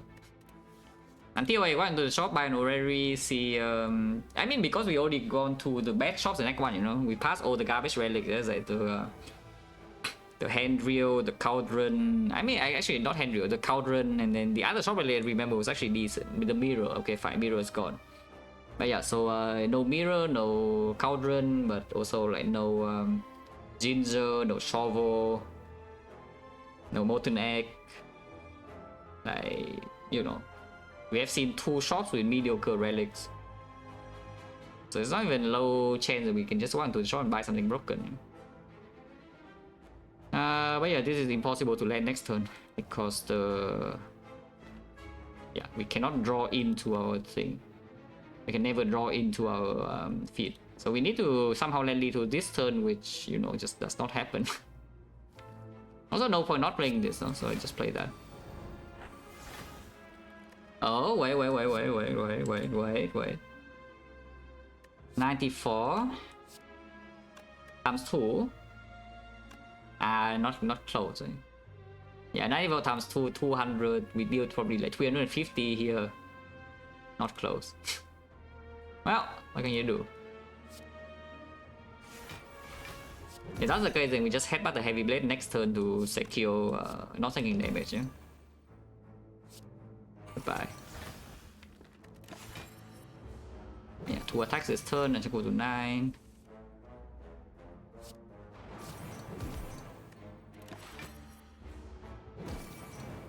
Ah, right, of course. If you use strength point, you actually can feed. Upgraded. Well, I mean, that's by far the best attack in our deck, so we can take another one. Yeah, that is by far the best attack in our deck. How do you feel how to second win? Ask a more specific question. With what context?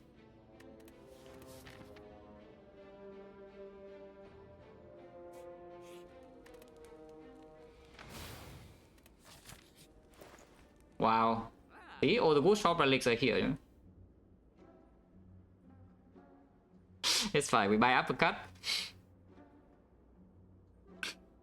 I don't know, of course it's a strong combo, but like, what do you want to know about the combo? Because, you know, you want me to say that they're bad or they're good? Because they're clearly very good. Freaking broken.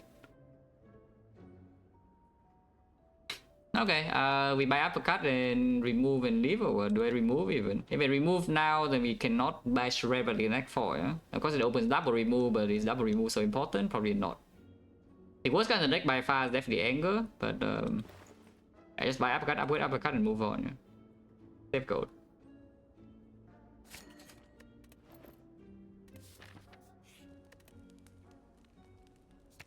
Now suddenly you have some debuffs. And we can chip artifact in this fight sometime. Freeze. Oh, that's a very impressive hand. Yeah, that is a very impressive opening hand. One thing we're quite strong, so this probably doesn't matter, yeah? But like, come on, what the hell is this? Now yeah, just play offering first and see. I don't see a different line. I don't see why we would not start the turn with offering. There's nothing to even do.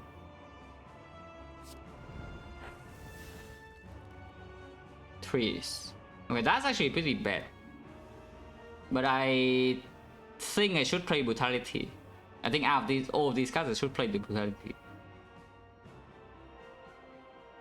Yeah, out of all these cards, I should definitely just play the Brutality.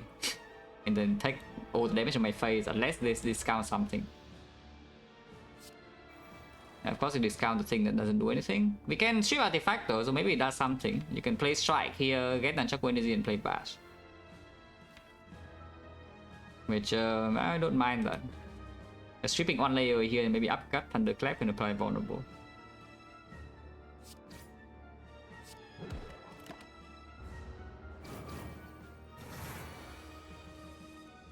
Okay. Do I want to discount this hand on the new card? Which I don't know what is the new card yet, but offering always it one energy. Probably just discount this hand because I want the Mamba hand to hit this if possible. It did not happen.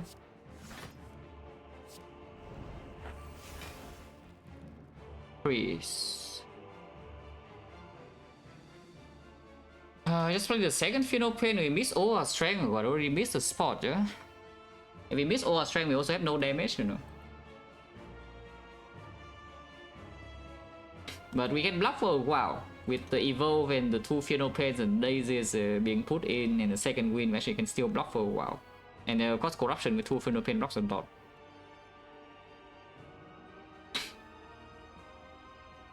However, not only that, it's not that simple because of course there's a second fight. But in this fight, it's very simple. Is that we have Reaper also. I just want to play all powers and we can Reaper back. The main thing is that the Brutality reach Corruption the fastest and I need to play Corruption. That is the highest priority. And of course the Apparition is also green, so we don't need to play it. So on that turn there was only one card that was maybe competing with the Brutality. That was a spot weakness. But I was never going to play Apparition there like in a million years. But yeah, if you know Pain and see what it discount. Yeah. Okay, good. It does discount the best card. Now here the best card will be discounting War Crime, but you know, cannot ask for too much. Yeah. This is like one good thing has happened so far. And this should be fine. Like from here, I think the fight should be relatively okay because we do get the Inflame in play now. Definitely played. Oh, I can strike into Corruption now and miss it, huh?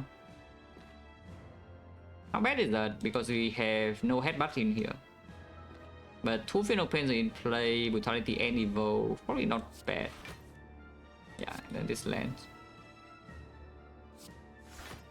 I don't even need to actually play this apparition, yeah, but I will play it, I guess.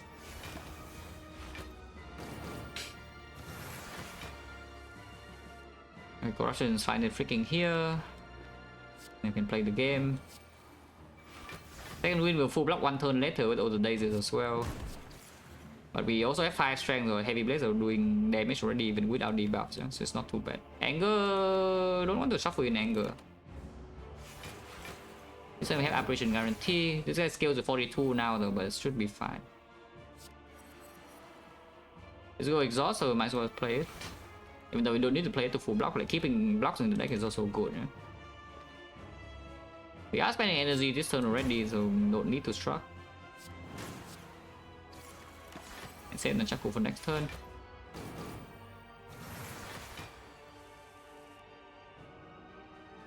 Well, if we don't have lethal here, this turn would have been pretty painful, but we do indeed have a kill. And then both opponents can land on this after. That's not too bad. How's the Snecko roll so far? Okay, pretty horrendous, but we don't feel it. Yeah, that's the thing. That is how you know your deck is good with Snecko, is that the Snecko rolls horrendous and you don't even know. Until you check. If you feel like you're rolling terrible every single fight and then you check the stats and you see that the costs are actually average, it means that your deck freaking sucks with Snecko. I say no, of course we have Mummified Hand and Corruption, so we don't feel the thing. But that's what I'm saying, is that if your deck is good with Snecko, you don't feel the bad rolls, you know? Like if you feel like every turn you're being screwed with Snecko, but the costs are average, it means your deck is terrible. The Regular, I'm pretty sure it still does. Yeah, I'm pretty sure it is still accurate, yeah.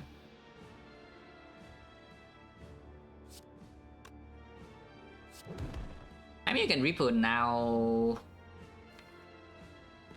Reaper now does get effect on both, and also not redraw the Reaper. Not that redrawing Reaper is bad, but you know why not? I'm lazy. And it's like good enough. It's not actually full HP, but it's good enough.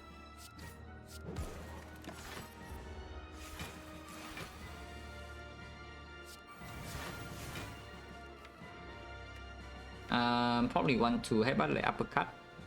Yeah. We can roll a cheaper headbutt? No. Whatever we put on top will be drawn immediately, so might as well just put that and then draw extra. Not sure, headbutt uppercut,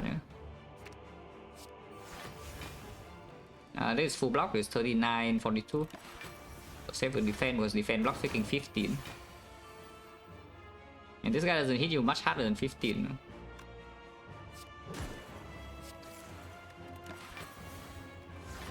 It's vulnerable now.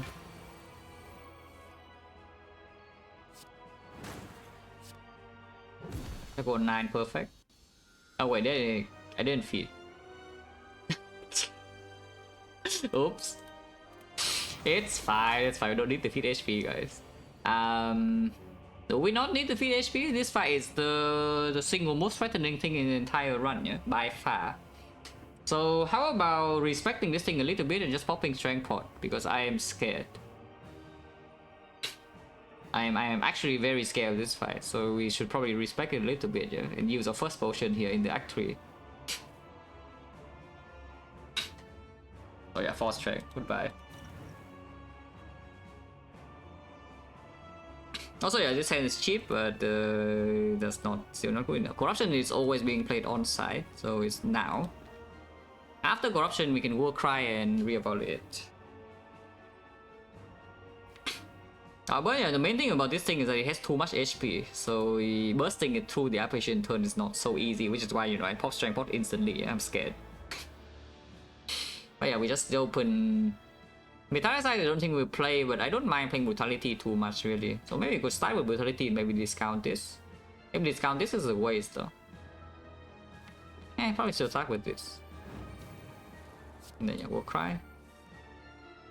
No pain, sure. We can already play hand. I can put this on top for next turn. But I think we just play hand, yeah. Also, what is happening in this fight is that Immolate will just kill these, so I put 3 vulnerable on the bird. Yeah, I put 3 vulnerable on the bird. On the main bird. So I can actually freaking kill it, you know. And just hit it. Also willing to spend this potion here, you know, if needed. I'm genuinely very, very scared.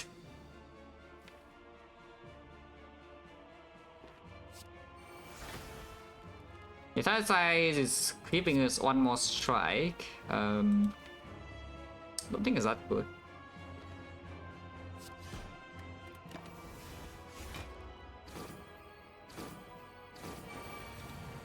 Oh, afraid of bird? No, it's normal. It's completely normal. This thing is a very bad fight for Ironclad.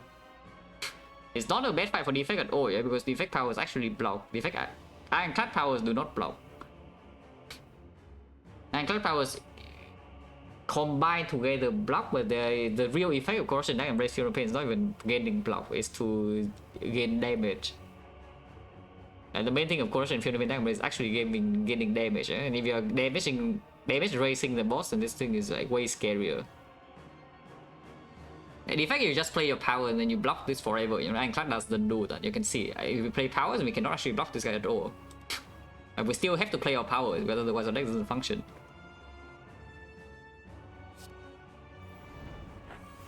Okay, Appreciation here is very good.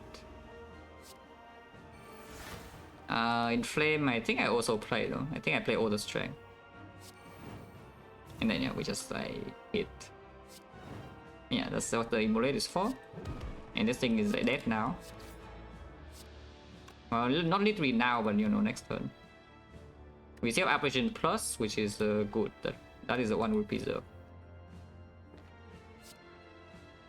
You can split it now, but honestly, waiting for next turn is better, yeah? I think. Is it better? Because if you split now, then you have, you know, you have good block in here. Spawn is always land regardless. These are easy to play. Apparition is like here, which is not needed, but Uppercut is here too to debuff second half. So why not just kill it now? Yeah, why not just kill it immediately? And then we put on top like what? Could see putting Immolate to wipe these off the planet immediately. Thunderclap is probably, yeah, Thunderclap is just better, right? Putting Thunderclap on top. Yeah, this dies now. Actually, it dies with Taunt, so do I get a free turn or not? Oh, I think if it dies with Taunt, we get a free turn, right? Which I don't even know whether it's good or bad, yeah?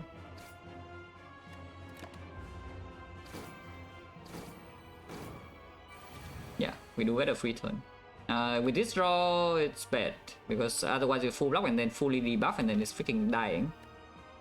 Oh, I guess it's not that bad. We full block it easily and then, you know, double sword is landing. Like, how bad is it? Probably fine.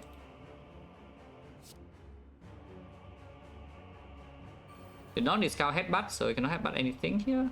Because Thunderclap is killing both, unless I play the anger. I could play the anger and then play the headbutt. And what would I headbutt? Bash. Yeah.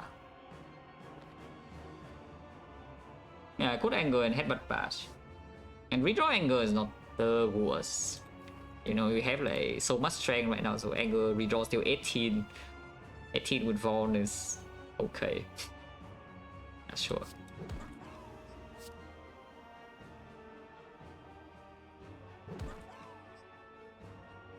Yeah, headbutt bash, huh? And Xiaoya, what on earth do you think I was talking about?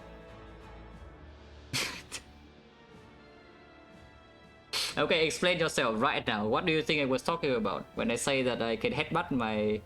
I can play anger and then headbutt my thing? Explain. Immediately. Now I'm waiting.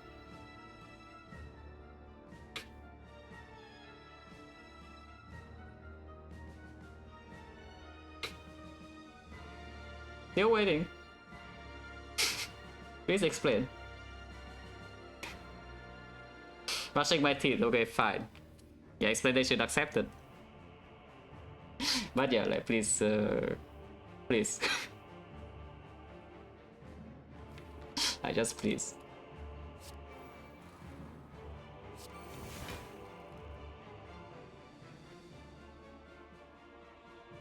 Okay, now what? I mean, this fight is probably already solved. Yeah? It's just that if you want to feed, then it's a bit more complicated. Trap on top next turn, blocking 15 already. I just lose strength though. Saving offering is not bad either.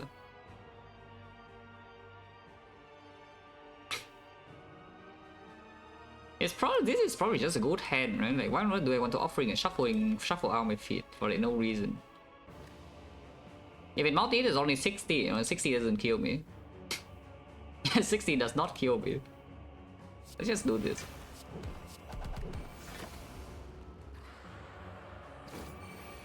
Yeah, it's like 60 and it doesn't kill me. In fact, I probably can full block. I mean, full block is a big word, but maybe I actually can. Yeah, it's like close, right? I mean, not that close, but you know, it's close enough. 45. Don't want to actually headbutt anything because now I want to draw onto my feet. Ow! Also my Reaper, yeah, Reaper draw is good too. Yeah, like that. This kills, but I need to feed, so let's not. That's totally not worth it, by the way. If we're not resting Nightfall, which I don't think we will. Yeah, this is totally not worth it, yeah, to feed. Let's just kill, right? Let's just kill.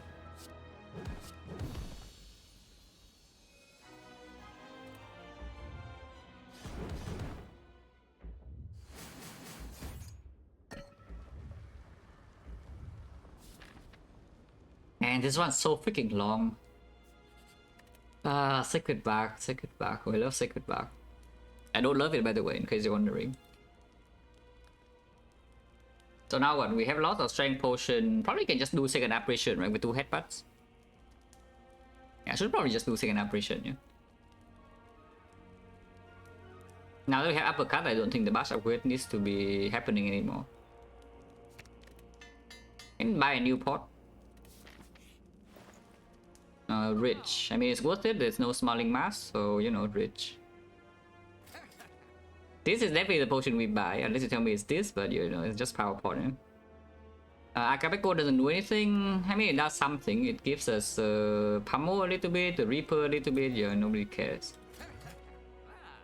Bludgeon can be bought, but I don't think we need Bludgeon anymore with 2 heavy weight plus and a bunch of strength. So we just buy Flower, remove. You know, third feel no pain or something. I don't even know. Elixir is okay too. But yeah, just this, yeah.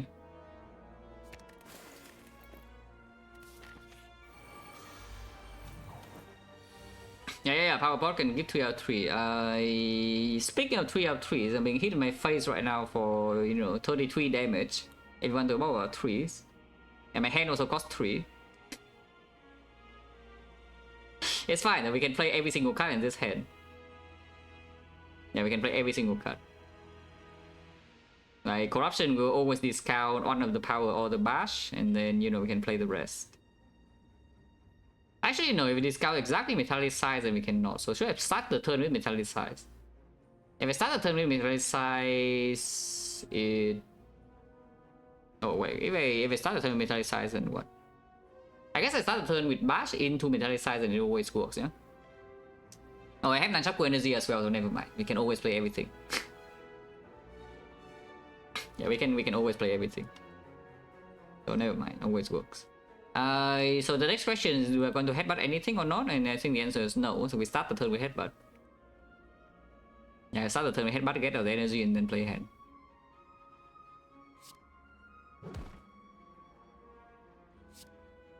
And we can play bash first for fun. Bash first is inflating the modifier hand start because we know it will discount 3 instead of 2. 1.6. 1.6.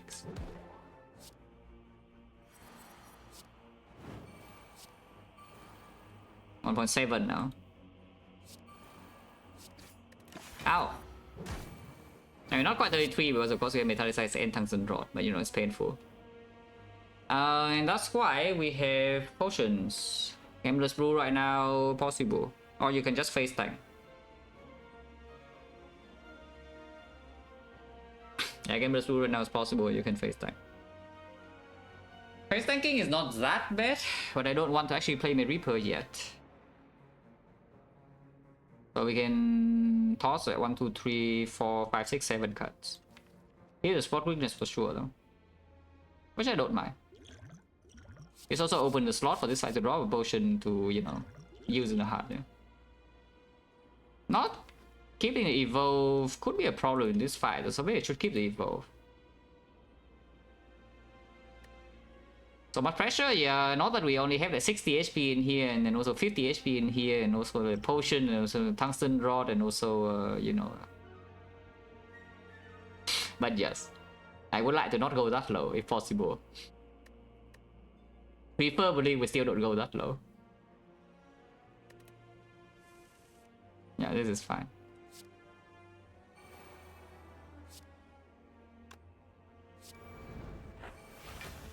That's just fine.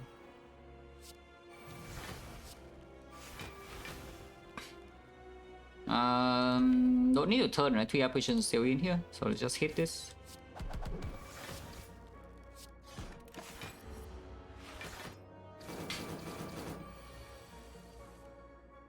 Can I get to 100? What? Oh, just wait, yeah, just wait until the singing bowl in here we go to 101. Oh, you know, of course you can see like mango and pear as well. Strawberry is good. But you know, singing bowl is the perfect. Wait, can singing bowl even show up here? I don't remember like when the singing bowl is in the list of things that get crossed out or not. Yeah? Also, yes, we can feed the heart. That's also true.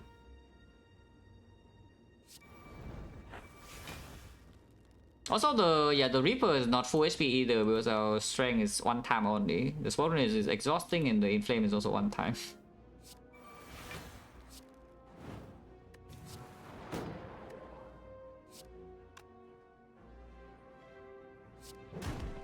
Also, we can only feed 1 target, but this guy's dead to feed.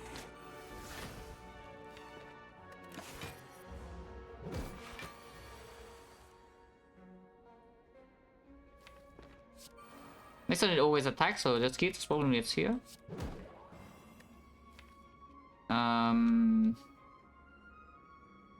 I could see putting Reaper on top to cash in immediately. It's only 30 block here, so this turn cashing in is not so difficult. And we don't really get a bigger Reaper than this. This turn is guaranteed to be won. Next turn it hits me for a lot. But you know, we also can hit it for a lot.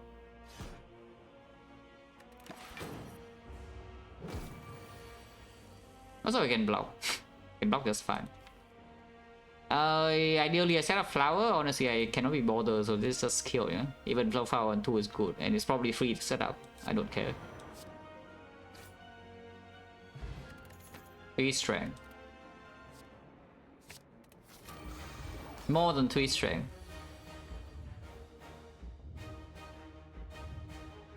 Okay, it's time to get our Exodia. The demon form, you cannot win with a demon form feed Reaper, yeah? So it's time to get 2 demon form and do both. What?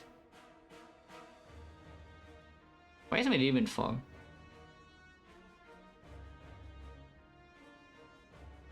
Well, we do 2 Funeral Pains instead, I guess. Yeah, not much to do. Yeah, only the garbage powers, you know, we I don't need corruption, yeah? I mean, corruption is nice and all, but just do the 2 Funeral Pains, because otherwise I do pause wasted 2 and then I'm like sad. I guess I can do the brutality to feel something. Not yet, sure.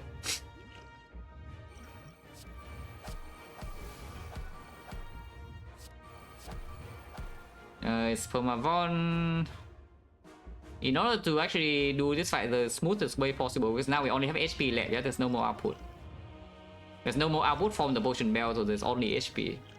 HP here, a lot of HP though, it's like a lot of HP. But in order to be smooth, you should play the feed. And then we actually lose also, let's not lose.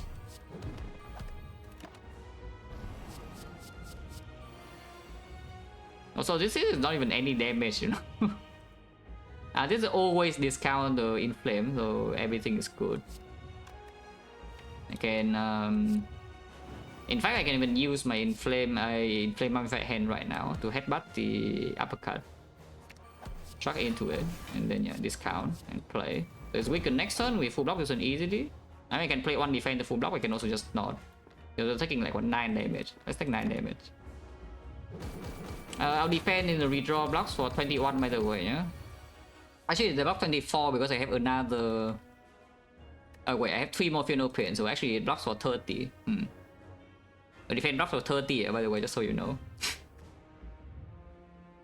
Limit Break is a bit early. It's fine, I can play Offering first to see. Evoke is in play, so this could overdraw. I guess I can spend this first. Okay, another one.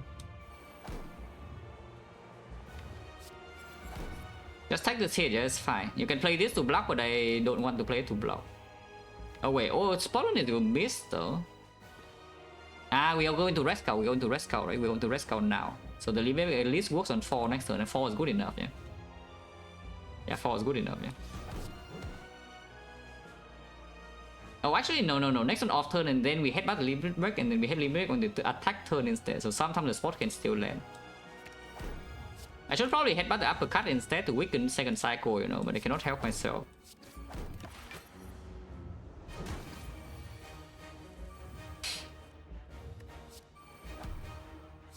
I just cannot help myself. 2 operations still in here, yeah, we're fine. Let's headbutt limit break now, yeah.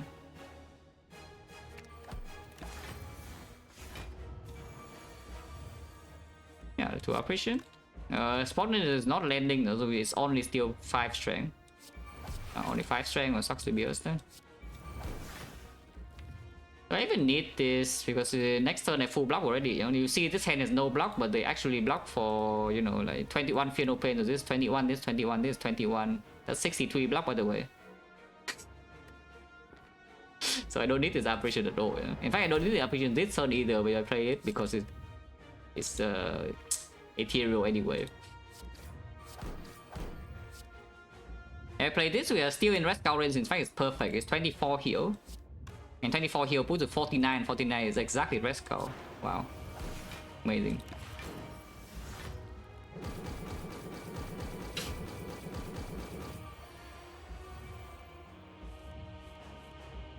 Take one more though. That's fine. This is full block.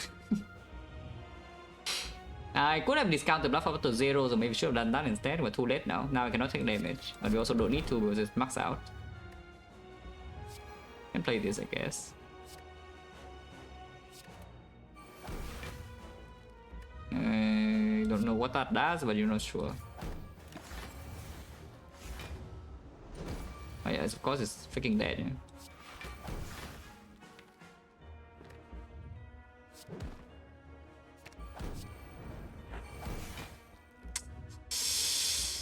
Okay, operation's still here, but we need to be careful because now it runs the risk of dying to bronze skill. 79, next time we need to play headbutt again is 22. Wait, 79 and 22 is 101, yeah? And 101 the taunt is only 45 damage. Which means that it's on 1 HP. If we play heavy blade now and headbutt next turn. Oh, I mean, that sounds perfect. If it multi-hits. If it doesn't multi-hit, well, it doesn't matter. Sounds perfect. See, multi-hit, and look at this beautiful setup. 22 on the feed is at 46, and it takes 45 damage. Perfect.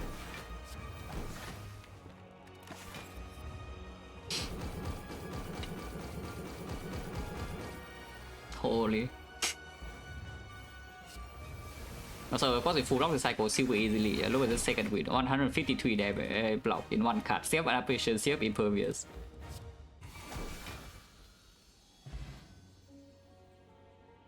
No, that was too long. And that once again tells you why I hate this relic so much. Yeah? Like, what the hell? It's either worthless because you have no potions, or you have all the potions and then it's also annoying as hell because, you know, you just want to keep your potions. Yeah, that took way too long.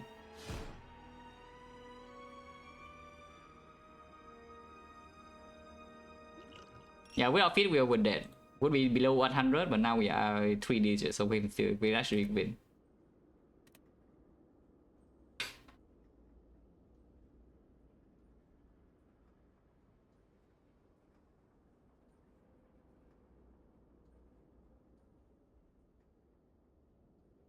It's kind of you free the fairy outside the spire. That's a tradition here. Every time there's a fairy, it's our mission to, you know, release it outside the spire when it's free.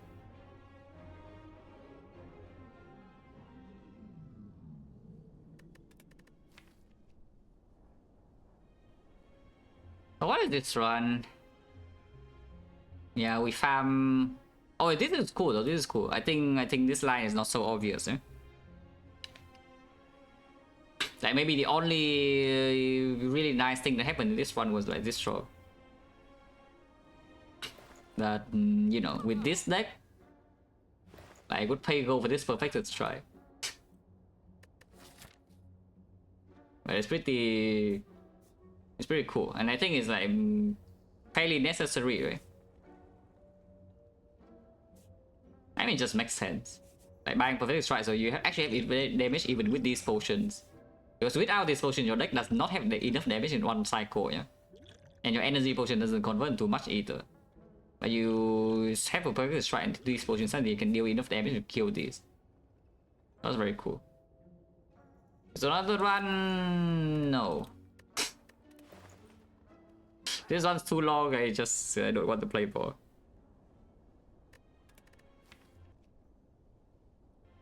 Could die the Master Laga Peace Try. It was Slime Boss, but Slime Boss was not the real consideration. Yeah, it's just about the Burning Elite.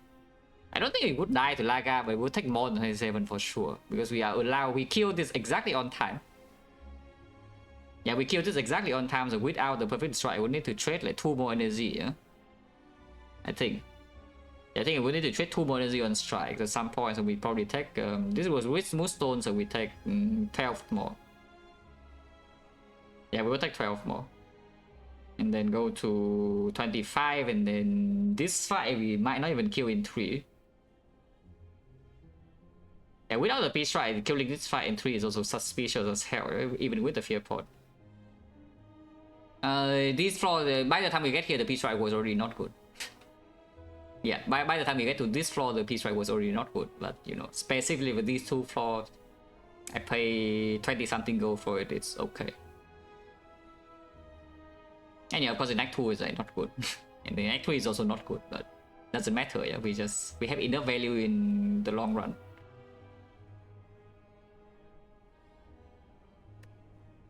Okay, let's just get out of here.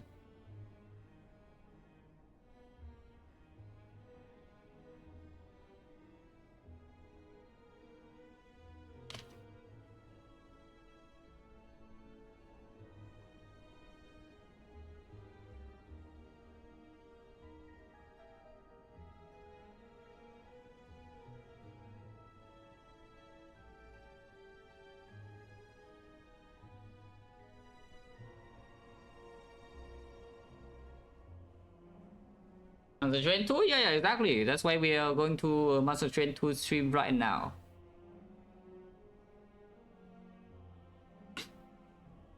Yeah, thanks for watching guys, as always, and see you.